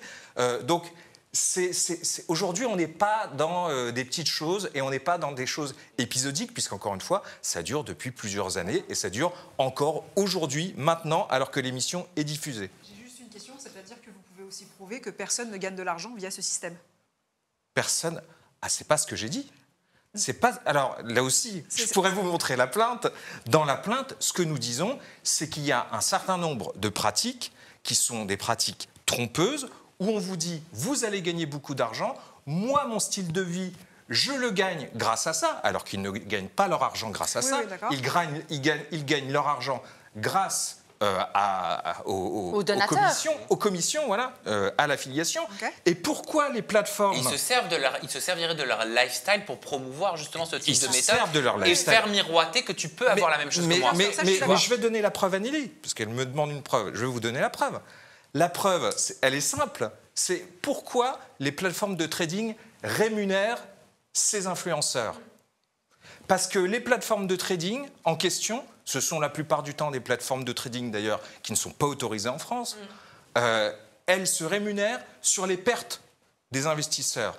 Ça, ce sont des chiffres que je vais vous donner de l'autorité des marchés financiers. 90% des personnes qui jouent sur le type de produits financiers qui sont proposés dans le cadre de ces placements-là, 90% des gens sont perdants. Ce n'est pas mes chiffres à moi, ce sont ceux de l'autorité des marchés financiers. D'accord. Donc 10% arrivent à gagner un peu d'argent via ces plateformes. 10%, alors, ne sont pas en perte. Et alors, là, ce n'est pas sur ces plateformes, c'est de manière générale sur le monde de ce qu'on appelle le trading sur le forex. Okay, d'accord. Et là, c'est très compliqué, c'est très compliqué. Voilà, là, quand on parle des plateformes comme celles qui sont mises en avant par Laurent Billionnaire, par exemple, là, on pense que les pertes, elles sont bien plus importantes parce que ce sont des plateformes qui ne sont pas régulées en France et sur lesquelles, du coup, il y a des éléments de protection des investisseurs qui existent chez les plateformes qu'il y a en France, qui ne sont pas sur ces plateformes-là. Donc on perd beaucoup plus vite et beaucoup plus facilement de l'argent. Mais alors comment ça se fait que vous n'avez que 25 plaignants et pas des centaines et des milliers? Eh bien parce que la plupart des gens... Non mais c'est une très bonne question. Et moi aussi, j'avoue que je me la pose aussi régulièrement et je me demande aussi, mais comment ça peut durer encore depuis toutes ces années Et en fait, ça arrive toujours parce que les gens ne savent pas. Quand ils se font avoir... Ils pensent que c'est de leur faute parce qu'on leur explique vous n'avez pas compris, c'était pas comme ça que ça marchait. Il y a la vous honte avez mal aussi. suivi Il y a la les honte éléments. aussi parfois. Oui. Et voilà, là, par exemple, on va ressortir le dossier Anne, je ne sais pas si vous en aviez parlé dans Raja, voilà, qui s'est fait descendre par tout le monde sur les réseaux. Évidemment que vous avez des gens qui ont honte, qui ne veulent pas en parler. Vous avez certaines personnes qui ont investi là-dedans sans en parler à leur conjoint, par exemple. Ah oui, d'accord, okay, très bien. Donc, ils se font, effectivement, vous avez des couples qui sont perdus comme ça. Vous avez des gens qui perdent leur maison comme ça. Mais vous voyez, tu vois Jean-Baptiste, alors moi j'oscille entre le tu et le vous. Je me souviens de Jazz à la soirée de lancement pour son application, la Magali Berda, en septembre dernier, qui avait pris la parole, qui s'était levé dans la salle et qui avait utilisé le mot harcèlement. Qui avait dit en fait, voilà, on nous harcèle alors que nous n'avons rien fait, il n'y a pas une plainte, regardez, je suis là, je suis en France, je suis à Paris. J'attends la police. Venez me chercher, on est là. On est là. Quelque part, c'est une tentative de décrédibilisation pour vous de votre discours? Ou alors, la police ne fait rien. Que fait la police en fait alors? Que fait la police? Que fait la justice? Que fait l'autorité des marchés financiers? Que fait la DGCCRF? C'est autant de questions effectivement qu'on se pose, mais moi j'ai des éléments de réponse aussi sur ce sujet. C'est-à-dire qu'aujourd'hui, l'AMF, donc, qui est responsable de réguler ce monde-là, la DGCCRF, qui est responsable de regarder quand il y a des pratiques commerciales trompeuses sur les réseaux, parce que les services de justice qui enquêtent sur la délinquance économique et financière, ces gens-là n'ont pas de moyens. Ces gens-là n'ont pas de moyens. Donc, ces problèmes prospèrent. Alors justement, est-ce que vous êtes en lien avec des politiques? Parce qu'il y en a qui se battent. Il y a par exemple Aurore Lalucq au Parlement européen, qui est une députée qui vraiment, c'est la queen de ce sujet. Est-ce que vous êtes en rapport avec Aurore pour essayer de travailler justement à une évolution de la législation à un niveau en plus qui est intéressant, qui est le niveau européen? Parce que ce qu'a dit Jean-Baptiste tout à l'heure qu'il fallait noter, c'est que souvent ces plateformes, elles sont domiciliées à l'étranger. Donc c'est assez compliqué pour des juridictions françaises, même si elles pourraient en avoir les moyens, d'aller les bloquer, d'aller les faire chier, d'aller regarder où va l'argent, etc. Donc est-ce que tu es en lien par exemple avec Aurore? Alors nous ne sommes pas en lien avec Aurore. Non, parce qu'elle, elle peut appuyer Aurore, Arthur Delaporte qui est au Parlement français. Alors on est en lien avec Arthur Delaporte et Stéphane Vogetta, puisqu'on a participé à l'élaboration de la loi influenceur de 2023. Donc voilà, et on est toujours en lien avec. On sera dans quelques jours à l'Assemblée nationale pour parler de la commission TikTok sur l'effet de TikTok sur la psychologie des mineurs. Donc oui, ce sont des questions sur lesquelles il faut continuer à alerter. Mais il faut dire à Arthur, parce que Arthur, quand il saisit l'Arcom, on l'a reçu il y a 2 semaines et on lui a parlé du sujet. Il faut qu'il envoie un courrier à l'Arcom en temps et il signe Arthur Delaporte député. On lui a proposé. Il faut. Bon, en tout cas, merci Jean-Baptiste de nous avoir expliqué ce courrier que vous avez adressé à TF1 en lien avec la JLC Family. Et merci à vous, les chroniqueurs. Merci Nelly d'avoir été avec nous sur cette première partie. Jean-Baptiste, nous, on va se dire au revoir. Tu nous donneras des nouvelles. Et nous, on se retrouve tous ensemble pour la suite, pour la Jafter, pour la deuxième partie d'Aja. Prenez soin de vous. Bye bye. Bonne fin de semaine.